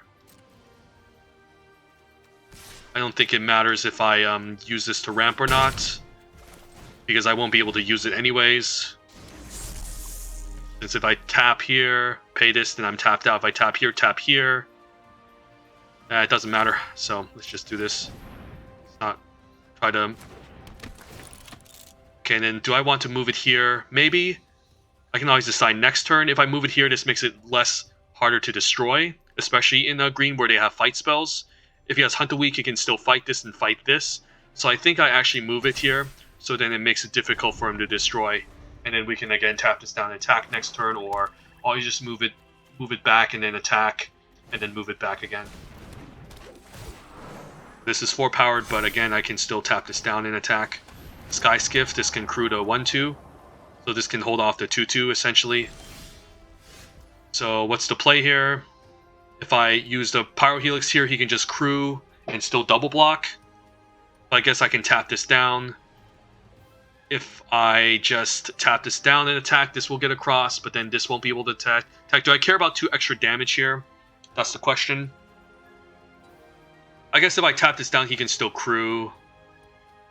So if I do this, he will crew this in response. This can still block here, so probably just tap down the 4/3 and attack. Or I can tap down the 1/2 and attack. I don't think it matters. I guess if I tap down the 1/2, he can crew in double block, so I think this is a better option.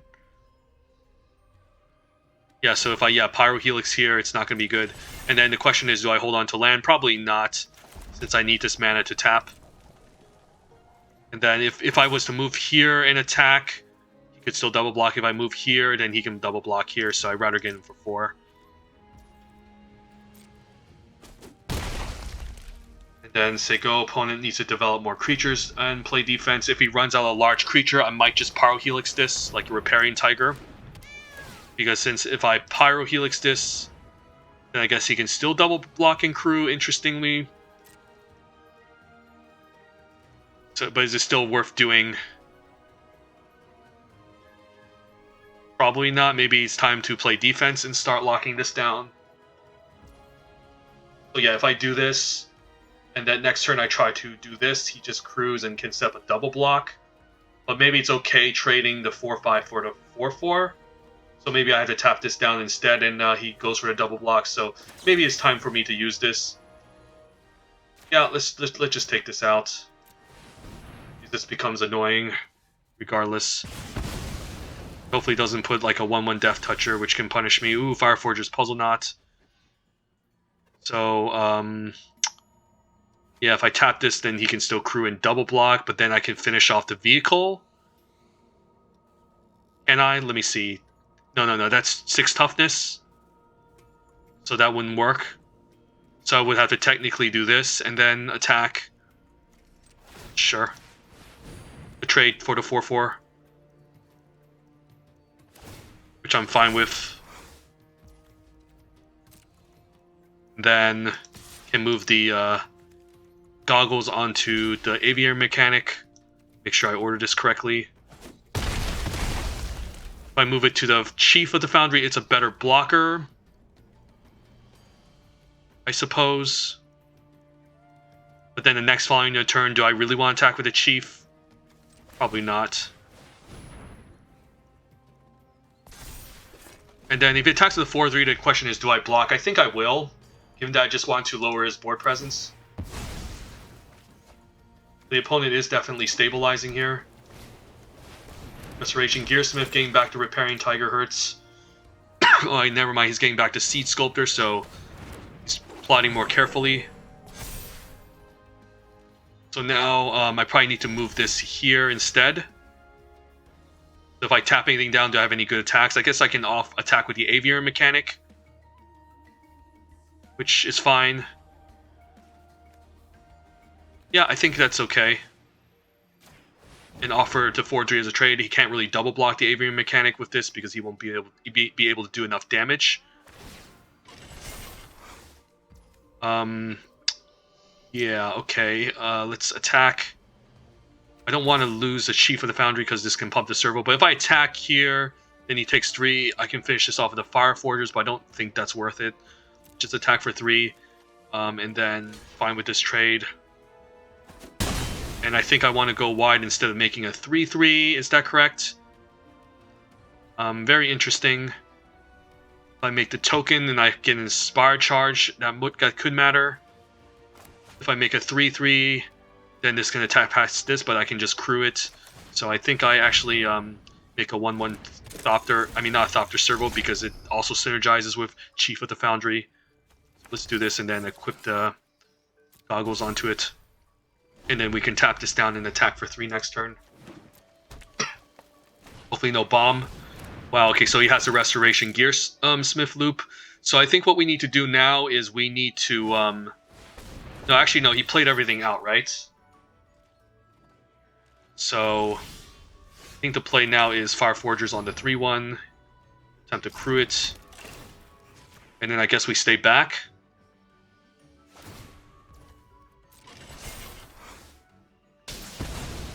If I attack, he can just block with a 4-4. I could crew an attack and then get rid of his Restoration and hope he doesn't have another way to get it back. Maybe that's okay. Just trade for a Sky Skiff for a 3-3. Probably trade for the Sky Skiff. And then we can always just re-equip. And then hopefully, again, he doesn't have another way to get back a Restoration Gearsmith. One thing he could have done was just to keep holding on to these Gearsmiths all day. And, yeah, he could have just held on to these Gearsmiths all day and then just,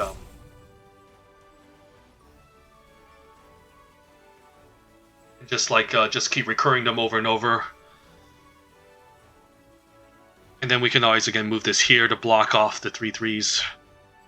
Or maybe I take out the Sky Skiff again, and then this can still block the 3-3 on the ground. Let's move to combat, and then...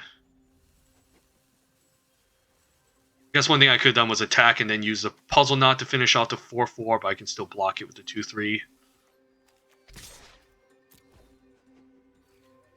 I trade for the Gearsmith. I guess I don't have a choice. I was thinking of the Sky Skiff trade as well, but... Alright, I guess now we can move this here and hold off the 4-4, but I'm not going to attack with this now.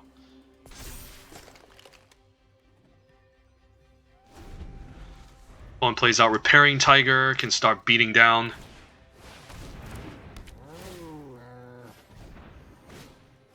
Even another Seat Sculptor, so he's going to make a pretty large Repairing Tiger, or he might just spread the counters.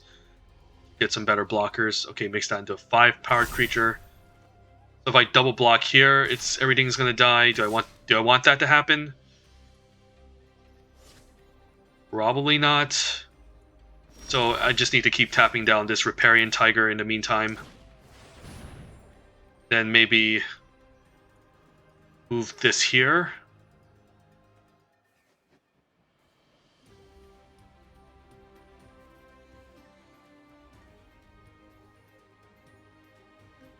Opponent's holding a lot of full control. If he attacks with this 5-5 next turn, I guess I don't mind double blocking too, and then we can just keep this thing tapped down. It's kind of annoying. I mean, if that's the case, then I probably don't even want to move this here. Just double block here and then just tap this down. Maybe that's the play and keep it here. I'm not sure what this extra mana would do for us. But we'll just say go. And then just keep this Tiger tapped and double block the Restoration Gearsmith and hope he doesn't have a way to bring back another Gearsmith.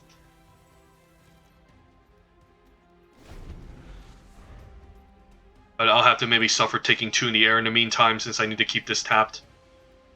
If he has a way to recur this, then I'm in trouble because he's just going to keep looping these Restoration Gearsmiths indefinitely. Right, the Rhino, I can still hold off, I can block and then Puzzle Knot away. I want to tap this down. Clone will probably try to go for Sky Skip attack, doesn't even bother, okay. If I tap this down, do I have any good attacks? I can attack for 3, but then he just has some good blocks. And I probably need to keep this tap down in the meantime, so doesn't look good regardless.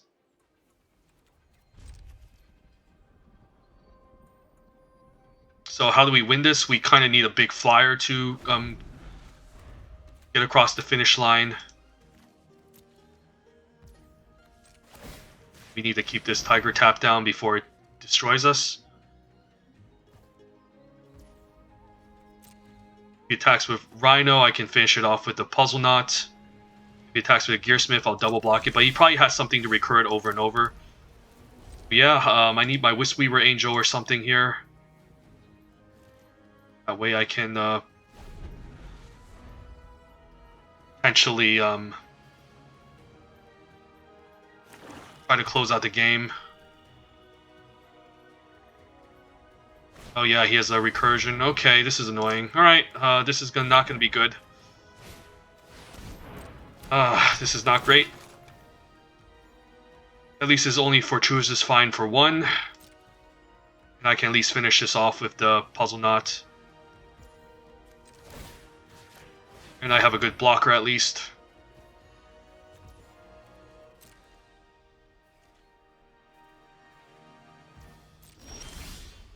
Aviary Mechanic, I guess, can pick this up too. Maybe that's the play. Maybe I wait until I run out Aviary Mechanic, and then if he runs out the Foundry Screecher, I will bounce this and then replay it, so then I don't just sack it immediately and he doesn't know about this effect. Because if I bounce this right now, he's just going to hold this in his hand. So I'll say go.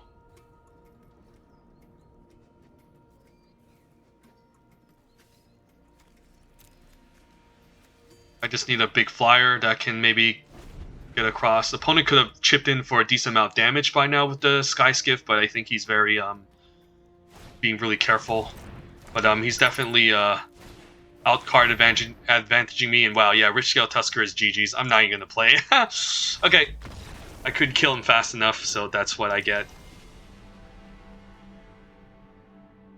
Maybe this was the person I passed Rich Scale Tusker to on my draft in the Pack 1 Pick 1. And he managed to build a better deck.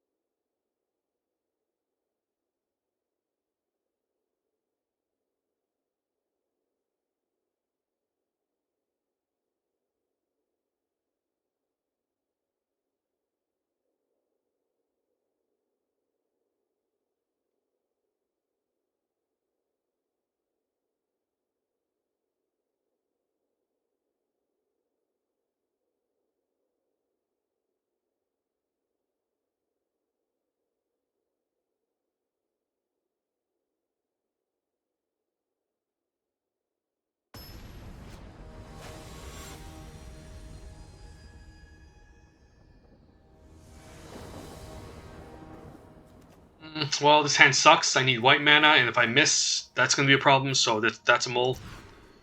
Right, this hand is, okay.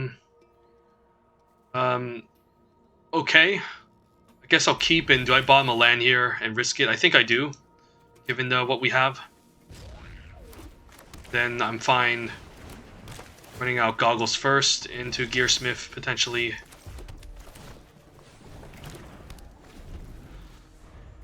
This can become a 1/4, which is kind of annoying, but I can always Pyro Helix, and I guess I want to Pyro Helix away to Swooper instead. Let's see if he puts a 1/1 counter. No. So if I kill this, the problem is he's just going to put the counters here, which is going to be an issue in the first place. So I think I want to run out the Gear Shift Ace, and I'm fine if he actually makes a 1/1. Maybe we can Puzzle Knot to finish this off. Or equip an attack for 3. If he grows this, then this is going to be just a very annoying blocker.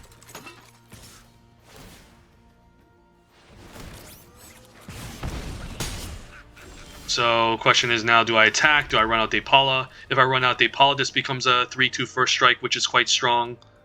Otherwise, if I attack, he can just block here. I can Pyro Helix to finish it off and run out Pacification Array, but I think I need to develop more tempo. So I think this is a better option. Hope he doesn't take out Depala.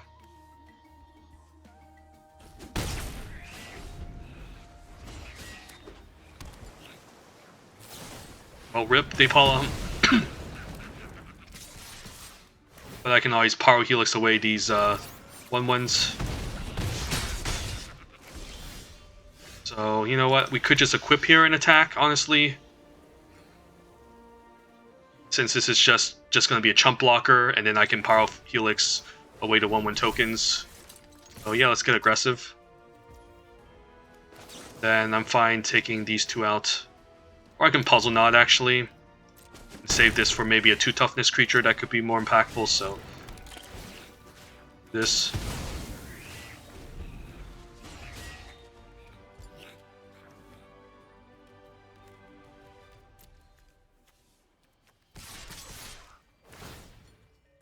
Luckily he's not generating more energy.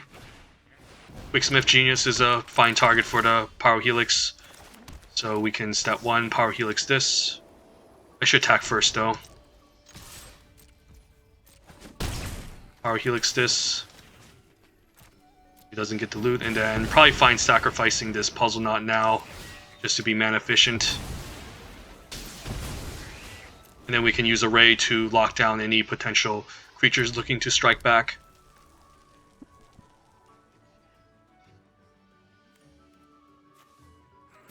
And yeah, he has an Ether Meltdown, which is kind of annoying. So now he can make a 1/1 top serval now. I still get a blocker at least on the ground. So that's okay, and I'll just take 1 damage per turn. Not exciting, but at least Ether Meltdown didn't get rid of it, so.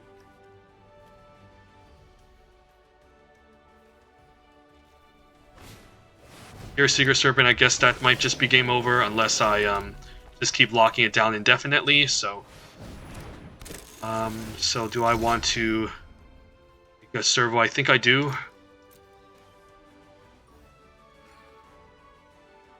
Yeah, sure. Then pass, and then we can lock this down, attack back. Then he'll just hit me for 1. I can hit him for 3. Hopefully enough to force him to keep chump blocking. If I put a 1/1 counter here, it would be a 3-turn clock, but he has chump blockers anyways. 3. Hopefully no removal spell. Need to draw some spells, come on.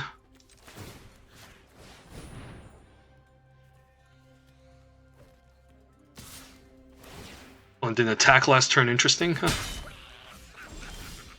Ooh, Inspire Charge. I attack with a token. If I do, and he blocks, I can maybe get more things out of the way. I mean, it's either now or never, right? Because I'm never going to gain another cards or creatures. I mean, I guess he can always just block with the 1/1 and the Inspire charge is wasted. So maybe I still wait.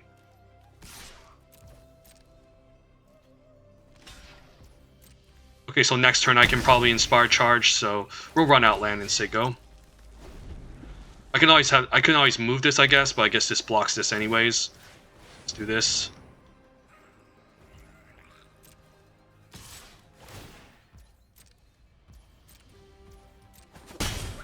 He's nothing. Okay, nothing. So I think we go for it now. Kind of risky because there's a bit of a pause, but it's either now or never. Let's do it. Resolve, please. Yep.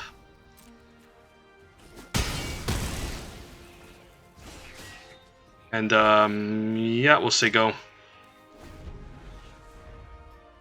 I like how this is just keeping the Gear Seeker Serpent locked down. Then we can chip in for 4, assuming he doesn't have anything to follow up. He doesn't. Ooh, Wisp-Weaver Angel. So, yeah, I can... I'm not sure if I want to free my, my ace. Maybe I make another token. And maybe I make another 1/1 token, although the ace is a 2/1 first striker, which is probably just better anyways. An extra 1/1. Sure.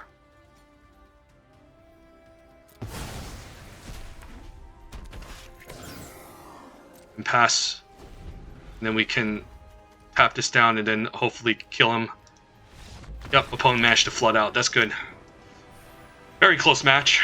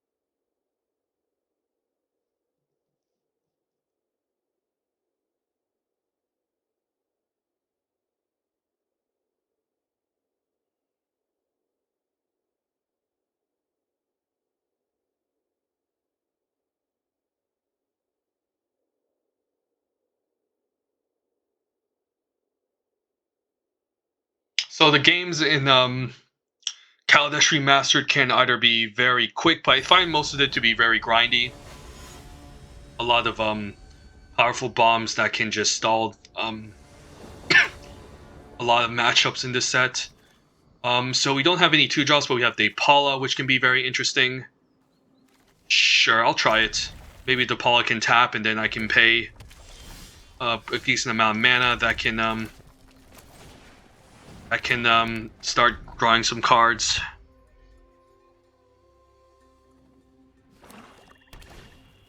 An Ether Chaser.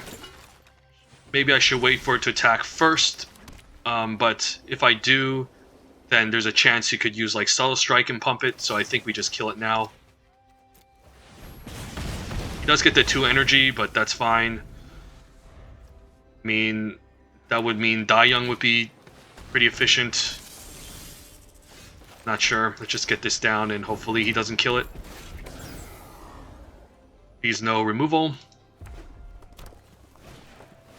Skyship Stalker is not removal, but it's really strong. Now what? I guess I just equip here and then just pass, since if I attack... I guess I can always offer Depala for the 3/3. Which isn't a bad idea too, and then hopefully I can dig towards something else. I think I go for it.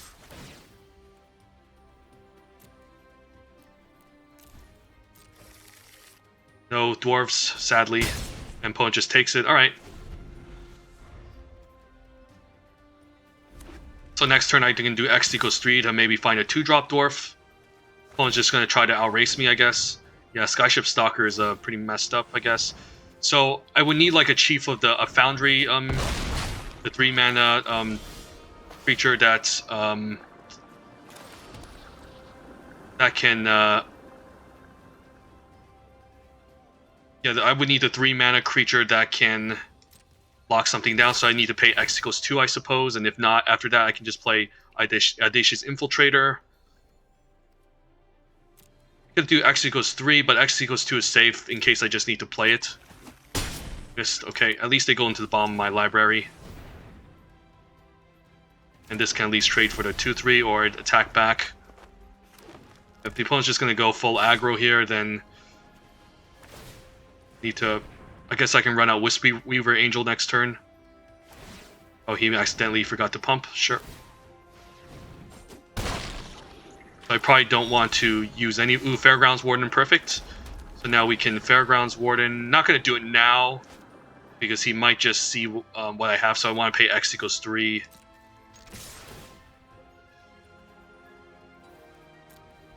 One, two, three. No dwarves. Never lucky, okay. Then we can exile the 3-3. Hopefully no Blossoming Defense. Heroic Intervention. Okay, that's cute. But I still have a flyer that can chump. So he can just pump it once. Or if he has a pump, extra pump effect, that's a problem. Okay, so this was kind of clutch. Frontline Rebels forced to attack. So I do need to attack back and then block this next turn. I guess I can always, flicker this.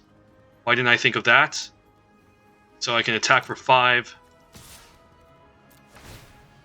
Pay X equals 1. Make sure I count correctly. Got a dwarf, that's nice.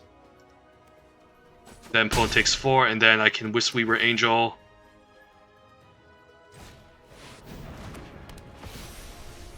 Flickering my Fairgrounds Warden. Stealing the Skyship Stalker, so yeah.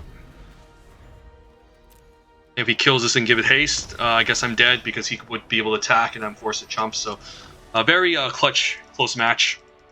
Another very close one. So I find that the matches in this format is either they're very close or the opponents can just snowball if they get like a powerful like turn 1 Inventor's Guile going to turn 2 like Ether Chaser. So I think I'm favoring this set as more mid-range but aggressive because the stall control decks can still pan out, but I feel like you can really have some really insane explosive starts in this set where you don't have time to really generate enough value to survive against, again, what I just mentioned, the turn 1 Inventor's Goggles into like Ether Chaser into like Sweatworks Brawler is just really devastating. And plus the plethora of removal in red, the Pyrohelix, the Welder Spark, and the Chandra's Revolution, so 3 great removal spells on curve. So it's important to get on the board early so you can leverage those removal spells instead of playing a draw-go game where you just kill as much of their stuff as possible. If you're doing that in an aggressive deck, that's not very beneficial, obviously. So it's also important what your opening hand looks like. You really need 2 drops in this set for sure.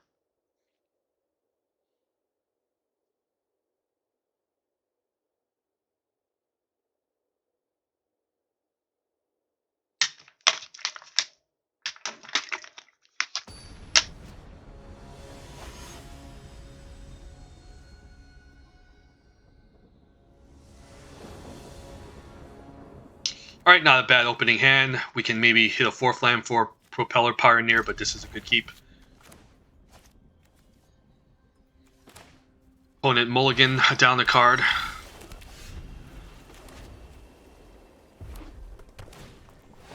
Embrawl Bruiser, hopefully no artifact to follow up because this first striker is a good blocker against this.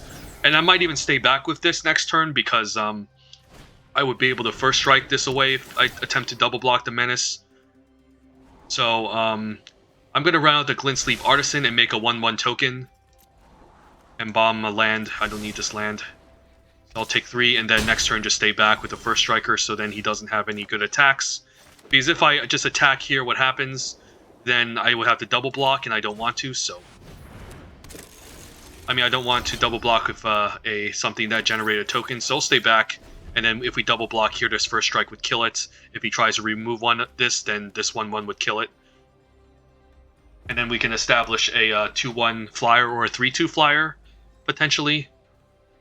I think maybe I want to make a 2/1 flyer because the Inspired Charge means going wide would be pretty devastating with all these servo tokens. And I guess his 1/1 token can also be pumped anyways.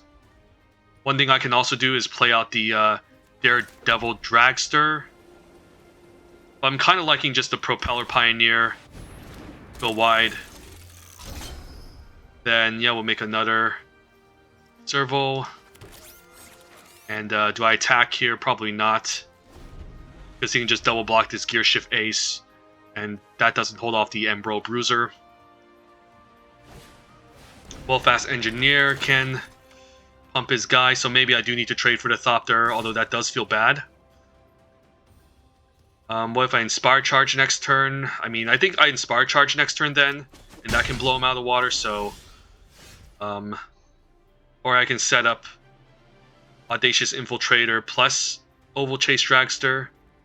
I guess if I run out the Oval Chase Dragster this turn, and I run out the Infiltrator, I can then have a Dragster maybe get pumped and attack. So I can get even greedier if I wanted to. Or I can just crew this turn and just attack anyways. If I attack now, he's going to be suspicious, but he's going to do a lot of damage. But then, do I have any good backup blockers? Probably not. So let's just set up next turn with the Oval Chase Dragster. And then attack for 2 in the air. I'll take 3, and then we'll try to Inspire Charge. And say go. I guess I can always run this out and crew it as well. And then it's going to do a huge chunk of damage, but the question is, will I die on the way back?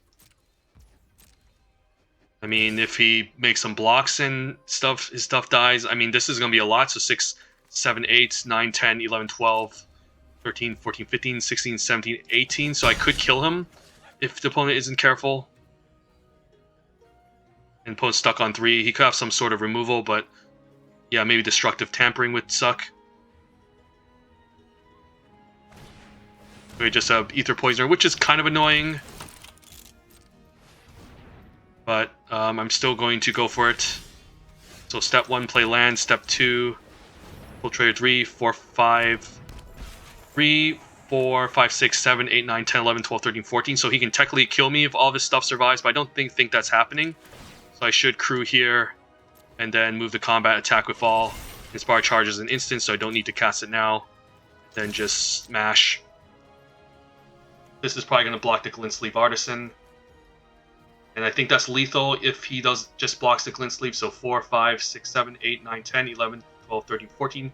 And then this is trampling for a lot of damage, so he needs to really block accordingly.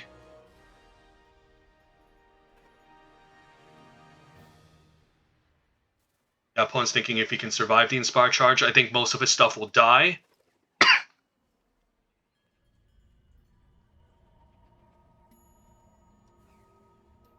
But I think the first striker will stay around and the flyer, and then maybe this Well-Fast Engineer dies.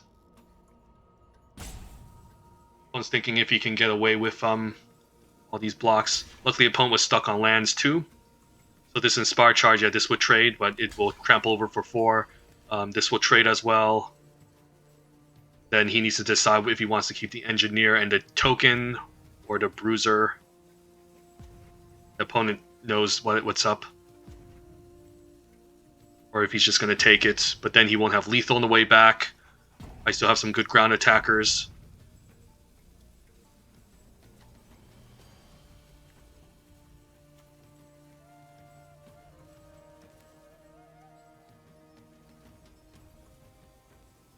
So with this block, I'll be dealing 4, 5, 6, 7, 8, 9, 10, 11.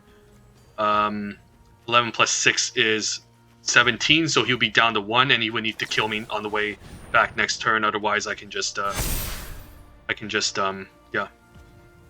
deal 1 damage and he's just dead.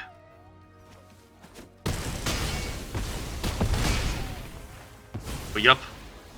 Opponent needs to stay back now, and I don't think he can do 11 now here. This infiltrator needs to be blocked by one of these. This would block here, this would block here, this would block here, and one will get past. So maybe it's important to maybe still play it safe. So maybe I should just attack with the infiltrator in the meantime. Although that would just trade for the bruiser. If I attack with all, he does get some good blocks. And he keeps his 3/3 around, but maybe that's still worth it.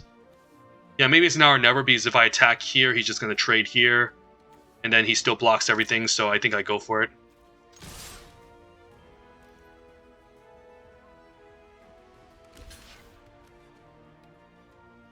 I just gotta deal this 1 extra point of damage and hope he doesn't have some sort of effect. So alright, this is all in. No trick. He has a trick. Please no lifelink. Okay, that's annoying. At least he only gets a 3/3 that sticks around, but still in trouble if I don't kill him in 1 turn. Because this will be a 4-turn clock. He might be forced to stay back if I play something. He's nothing. Vengeful Rebel, so just developing the board. Alright, Spireside Infiltrator is GG's. So I just need to make sure this sticks around, and I'll just take 6 if he attacks. And hope he doesn't have a Pyro Helix to finish me off. The other alternative is to just trade and try to prolong it, but I think I'm going to go for it. Alright, and just concedes. Doesn't even bother attacking. Wow. Okay. I don't think... Yeah, because I might have considered blocking, but I gotta go for the high risk, high reward play.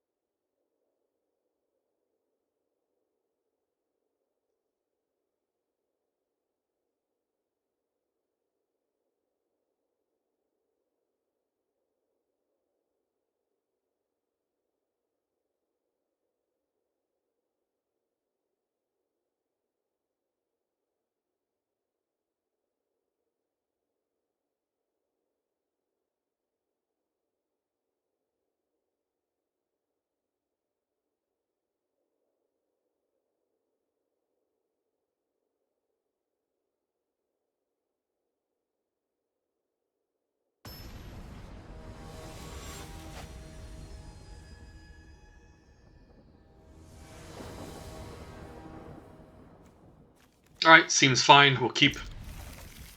Maybe lead with the Infiltrator, depending on what color he plays. Infiltrator hits harder, but this can attack better. I think I'll risk during the Infiltrator, because a 3/1, if it's able to just chip in for 6 immediately, that's going to be huge, like this turn. So, yeah, let's attack. Alright, shield the Ether Thief, but I can use the Fire Forger's Puzzle Knot to finish it off, so... Interesting ambush. Then we can always cheat out the Brawler. I guess it will still be 4 mana, but...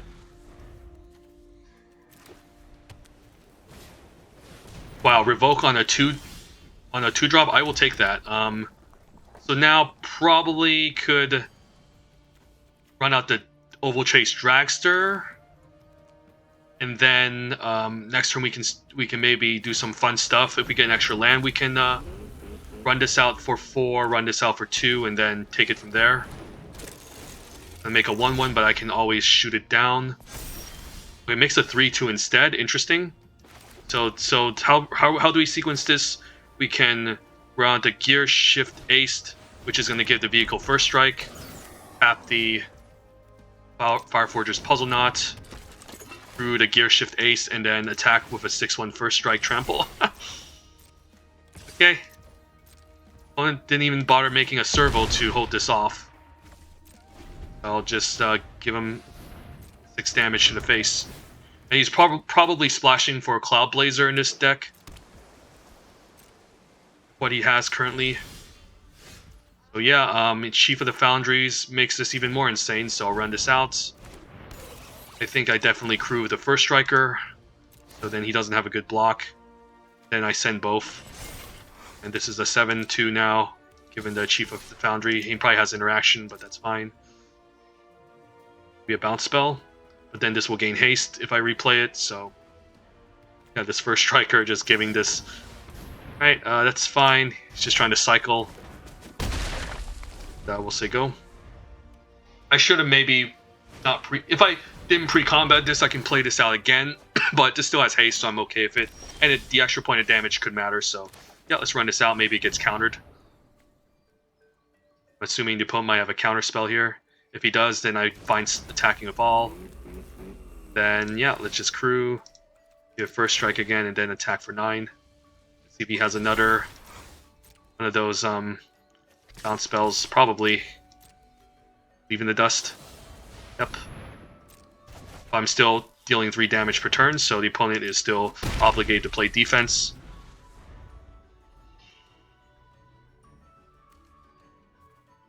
And he also has to deal with my Sweatworks Brawler.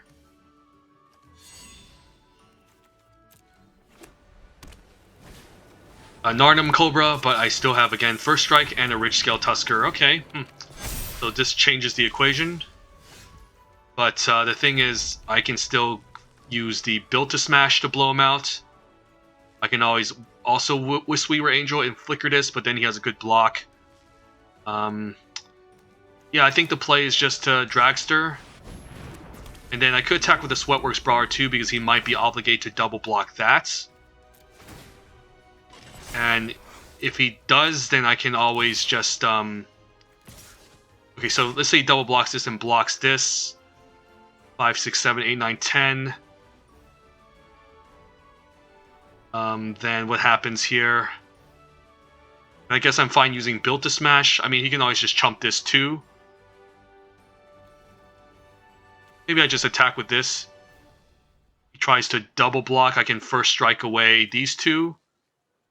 But then I guess if I first strike away these two... 5, 6, 7, 8, 9, 10. I mean, this would be 9. No, this will be a 10. Okay. So this would essentially kill everything. So maybe I should just attack with both. If I attack with all, what happens? He can just block here, and then block here. Or, I mean, he can just block here, and then 3's game pass. I don't know. Maybe the Sweatworks Brawler can still attack. Let's see how he tries this. Okay, so maybe then let's order this appropriately. 4, 5, 6, 7, 8, 9. Yeah, we have 10. I probably want to trample over this first. I'm not sure if the Death Touch matters. Yeah, let's just do it like this. Then, yeah, we'll just do this. So that will just effectively first strike away everything. Wow. Even destroying his Mythic uncommons. Opponent must be really salty.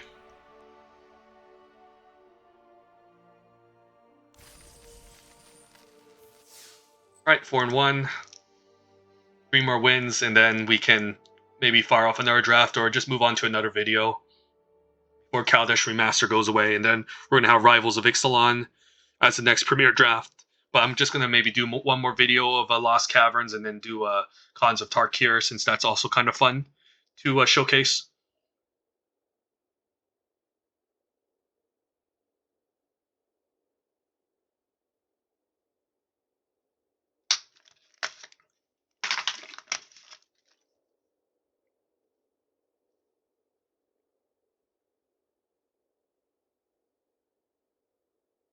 The Gear Shift Ace with Daredevil Dragster, haven't tried that combo out yet, but that was a neat synergy, and it definitely took over.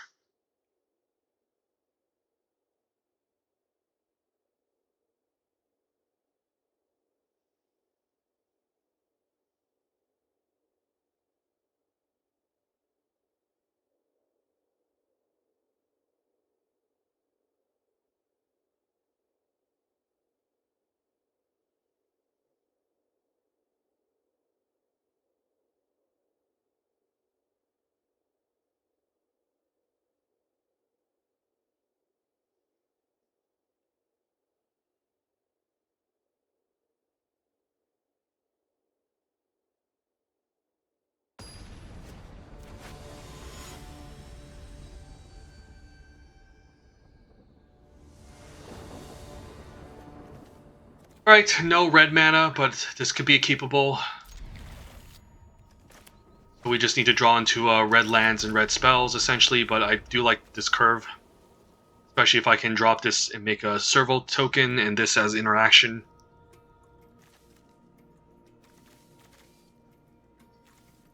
It can get kind of awkward once we deploy this and we never get any red mana or red spells we accumulate, like Depala, so we'll see. And definitely decline.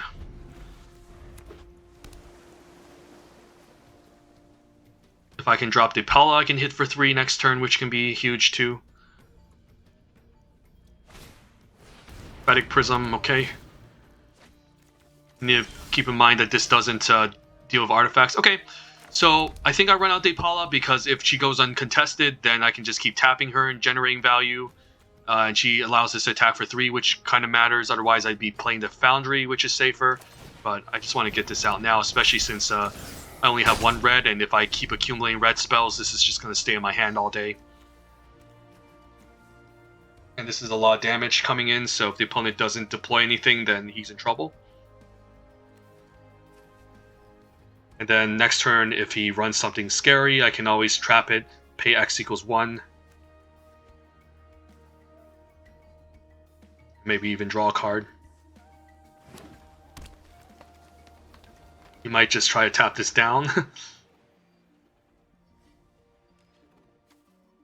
So the thing is, he does have white mana open, and white mana could represent some sort of a removal spell. So there's the impeccable timing that can maybe deal with Depala, but I'm not sure if anyone would ever consider splashing for that in a blue-green deck. So I think it's maybe just worth still attacking. Yeah, opponent's considering maybe using an Ice out or something. Cogworker's Puzzle Knot, okay. Not going to do much. I can always kill this, actually. But I don't really see a reason to. I guess he could have a Blossoming Defense by giving it +3, +2/+2. So maybe it's still worth just Fireforging first. If he doesn't, then that's fine. So he doesn't have the Blossoming Defense. We can attack and pay X equals 2. And we just got a Dwarf out of it. So that was nice.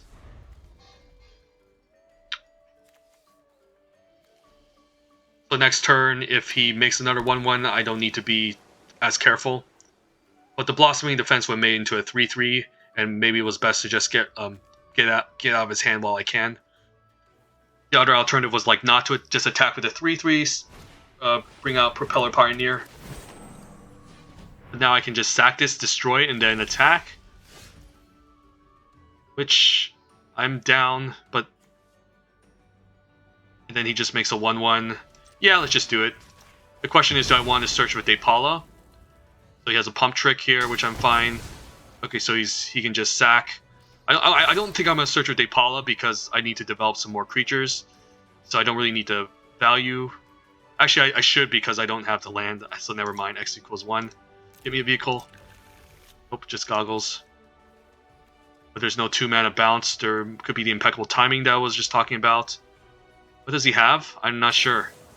Ether Meltdown. Okay. Interesting. Because he's maybe playing to kill Depala as opposed to just getting rid of the toughness. You can also just make enough energy, hopefully, to draw cards. I guess he needs to pay 2 mana to get this going, so yeah. So I could just attack, pay X equals 1, or not pay at all and develop these 2. Not sure. I think I'm still attacking. Maybe I don't pay, and just play both creatures out because I need to get on board.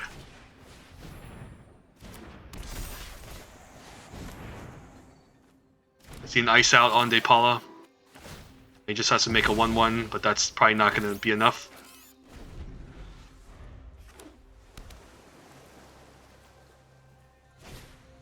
Morale's Expertise, that's pretty powerful. Okay, that might set me back, but the opponent's at 5 life.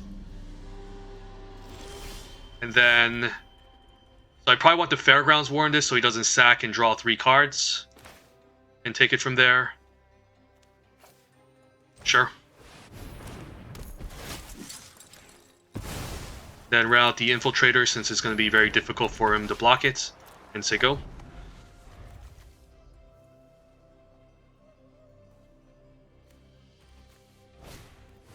Ooh, Gear Seeker Serpents. Okay, so I need some sort of flyer to win the game now. So one thing we could do is we can Wisp-Weaver Angel, flicker the Aviary Mechanic. Aviary Mechanic picks up the Fairgrounds Warden, but it doesn't stay on the battlefield, so that's kind of awkward. So maybe just run out Wisp-Weaver Angel and flicker this, and then start attacking in the air. I think that's worth it since this is a lot of mana to cast. So flicker this. And then I don't think I pick up anything because I would have to replay it, and then he still gets the 2/3 flyer. But I guess this can work on the Gear Seeker Serpent, but I do have a bunch of mana, a bunch of spells in my hand that I need to deploy, so I don't think I do it. I might have an answer to Wisp-Weaver now, we'll see. Driving Rhino.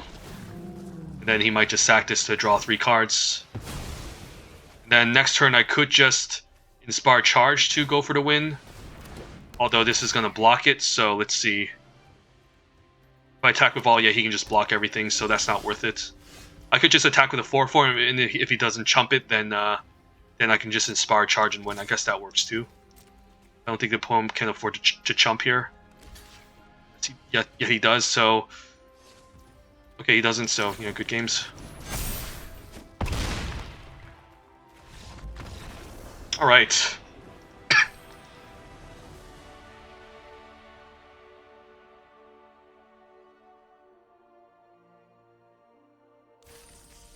Just the Apollo landing on turn 3 and not having an efficient way to deal with it was definitely the opponent's biggest problem.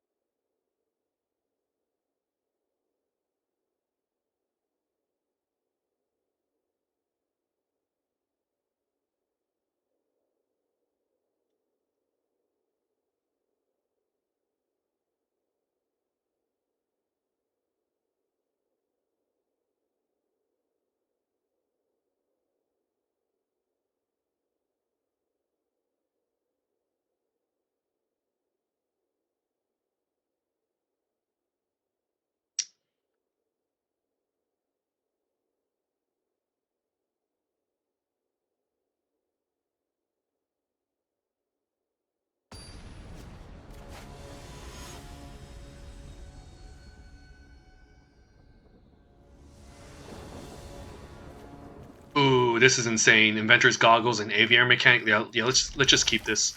I think I'm still running Gear Shift Ace out first because I probably want to deploy the Inventor's Goggle and then the second one, and then run out Aviary Mechanic to turn to a 4/6 or some other Artificer. So this is a really insane start.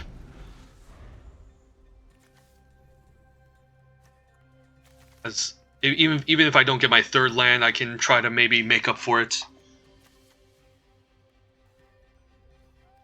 But if I get third land, I can just play this on turn 3 and then play this as well. Third land it is, but let's start with Gear Shift Ace.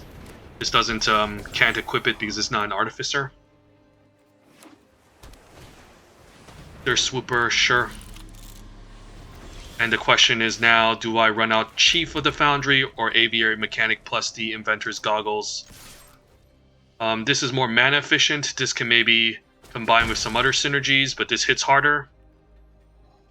I think I'll run out Chief of the Foundry.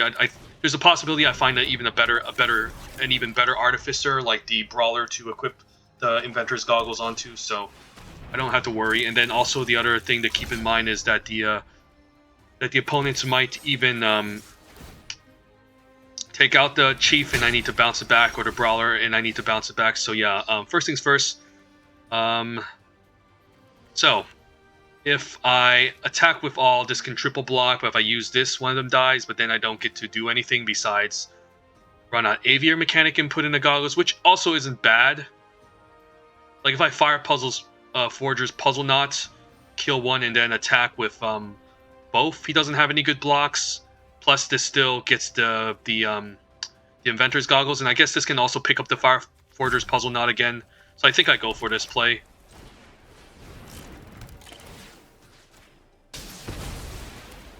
Yep, Aviator Mechanic comes down. And then bounce this back. Then we can attack 4.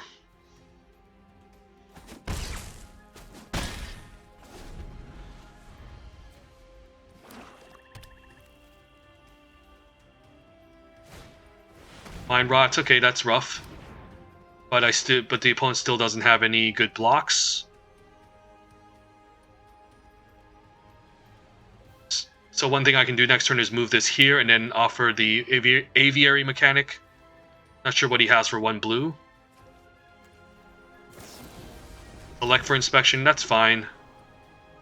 I can still attack with a 3-4. And let's see if he attacks with a 1-2. If he doesn't, then I'm not attacking the Gear Shift Ace. Okay, he does, so I guess I attack for 5. So yeah, he's going to have to stay back. Alright, so one thing I can also do is I can run out land, run out Chief, and then put the goggles here. Let's do this first. Maybe this will make him consider trading for the 2-2, which I'm fine. Trading the 2-2 for the Swooper. But he doesn't, he just goes for the Fabrication, and then we can just do this. And I'd rather have this here than on the Aviary Mechanic. Since the 3-3 first striker is difficult to deal with. So opponent's pretty low on life and he needs to start getting things going. Otherwise I'm just gonna keep smashing, so he probably needs to chump the 3-3 here and take 2. And I think I'm still gonna keep land in hand. He did run out of Mind Rots, but if I keep land he might force another one and then he doesn't develop the board. Ether Poisoner, but my first strike gets around that. I guess he can start making Thopter tokens. Implement Malice, making me discard my land, so this can be kind of awkward if I have a Wisp Weaver Angel. So hopefully he doesn't activate now. And he probably will. Okay, so hopefully I don't top deck Wisp Weaver Angel. I didn't expect him to run 2 of those. Okay, so let's attack.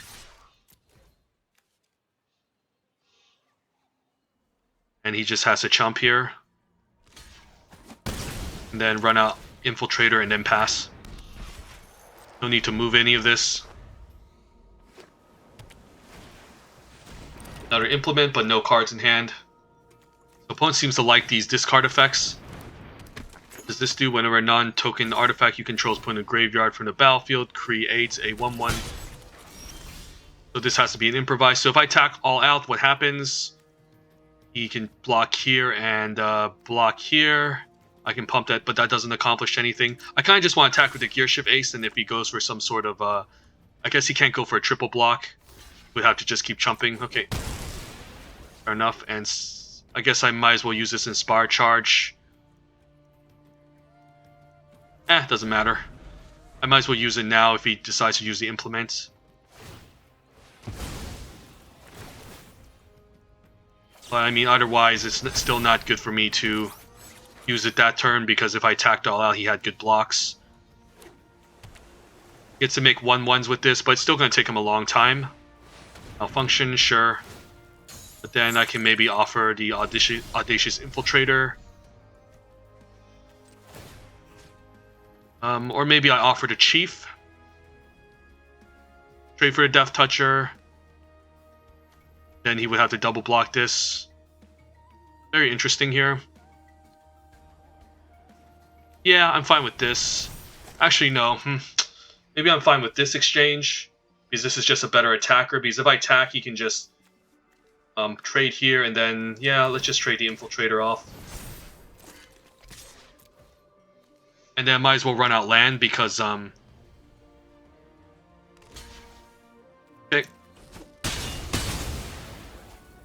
Might as well run out land because he could have another one of those implements.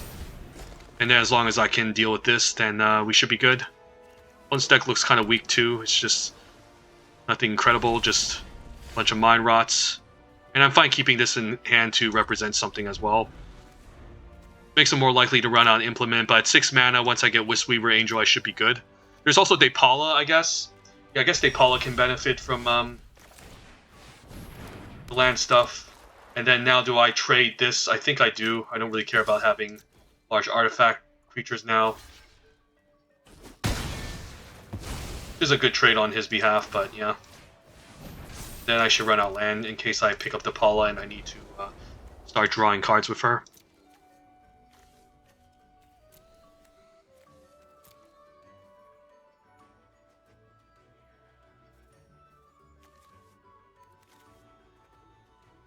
Yeah, the problem with blue-black is that the creatures just don't hit really hard, outside of, like, obviously this one and the Earseeker Serpent. Classification Array is awesome, so let's just run this out and then attack. Of course, a chump.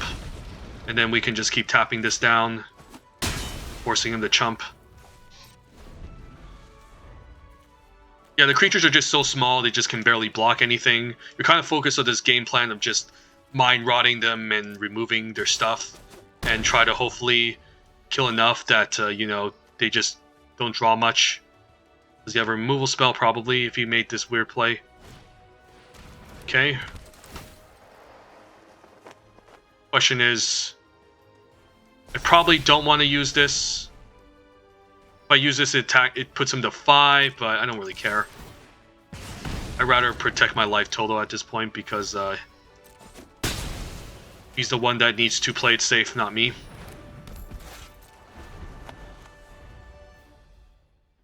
And then I definitely want to tap this down. And then the next, when I untap, I can tap another creature down, so yep.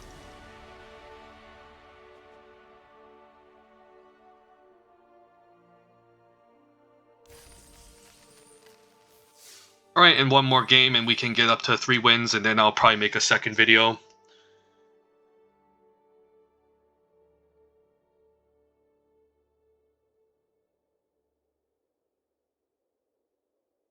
I don't think I can draft a blue-red deck at this point because it seems to be pretty contested on the arena. I think people found out that the Inventor's Goggles, Ether Swooper, or Ether Chaser on turn 2 into like Maverick Thopterist, into like Sweatworks Brawler into Maverick Thopterist is pretty insane. So, or a Whirl of Virtuosos. People figured out the blue-red uncommons. The multicolor uncommons are mythic level bombs, kind of. Whereas blue and white has a Cloud Blazer, red and green doesn't really have any mythic level. Like Voltaic Brawler is good, Outlander is good too, but they're not like at the same level as blue red. And red white has Renegade Wheelsmith, which is fine too. So blue red has the better uncommons of the red out of all the red decks or the red archetypes. So I think blue red is preferable over red white and red green. If you don't obviously open some busted rares and bombs. You can just bank on the Maverick Thopterus and Gearseeker Serpents and all that stuff. Right, this is an interesting hand. No red mana, but hey, we got 2-drop into 3-drop, and they're both dwarves, so I think we risk it here.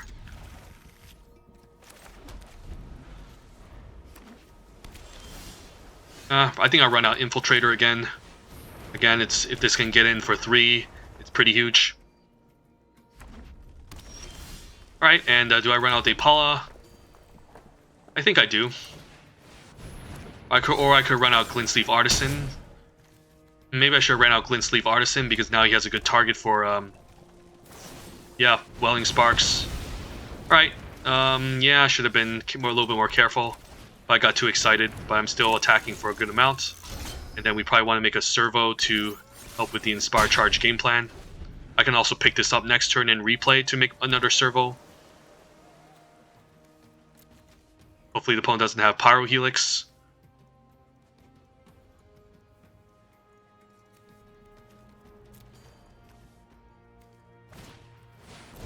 Alright, that's a good one. Ooh, Chief of the Foundry. But let's move the combat attack for 3 first. on trades. And then I probably want to make sure I don't make the same mistake as last time. And play this out as opposed to like the better card.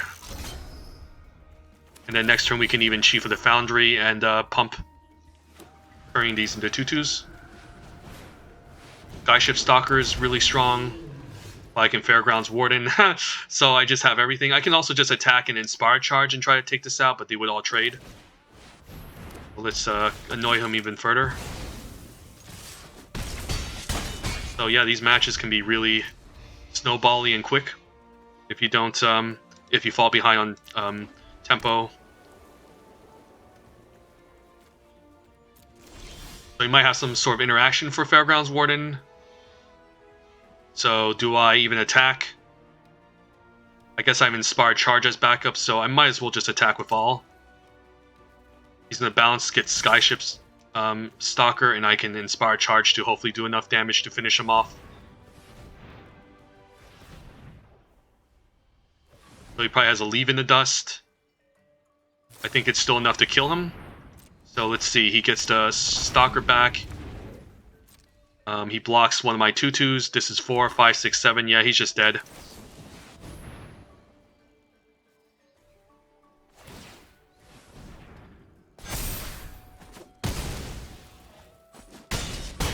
And yeah, these 3-color decks don't really work unless you're in green, or unless you're splashing for an insane bomb. And some people think that it's you know, you should just splash like removal or something. It's kind of funny.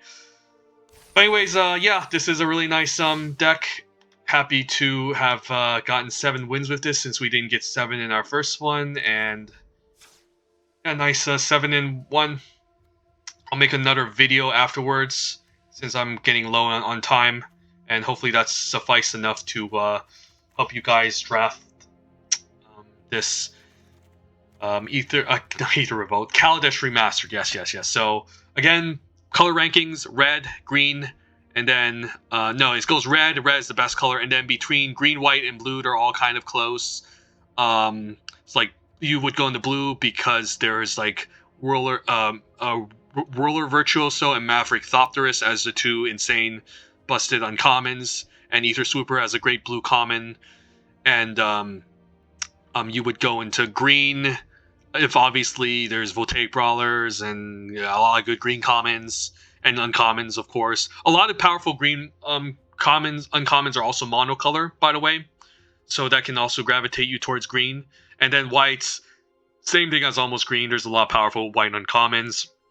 Their commons probably are not as deep as greens, but they're kind of shallow, just like blues.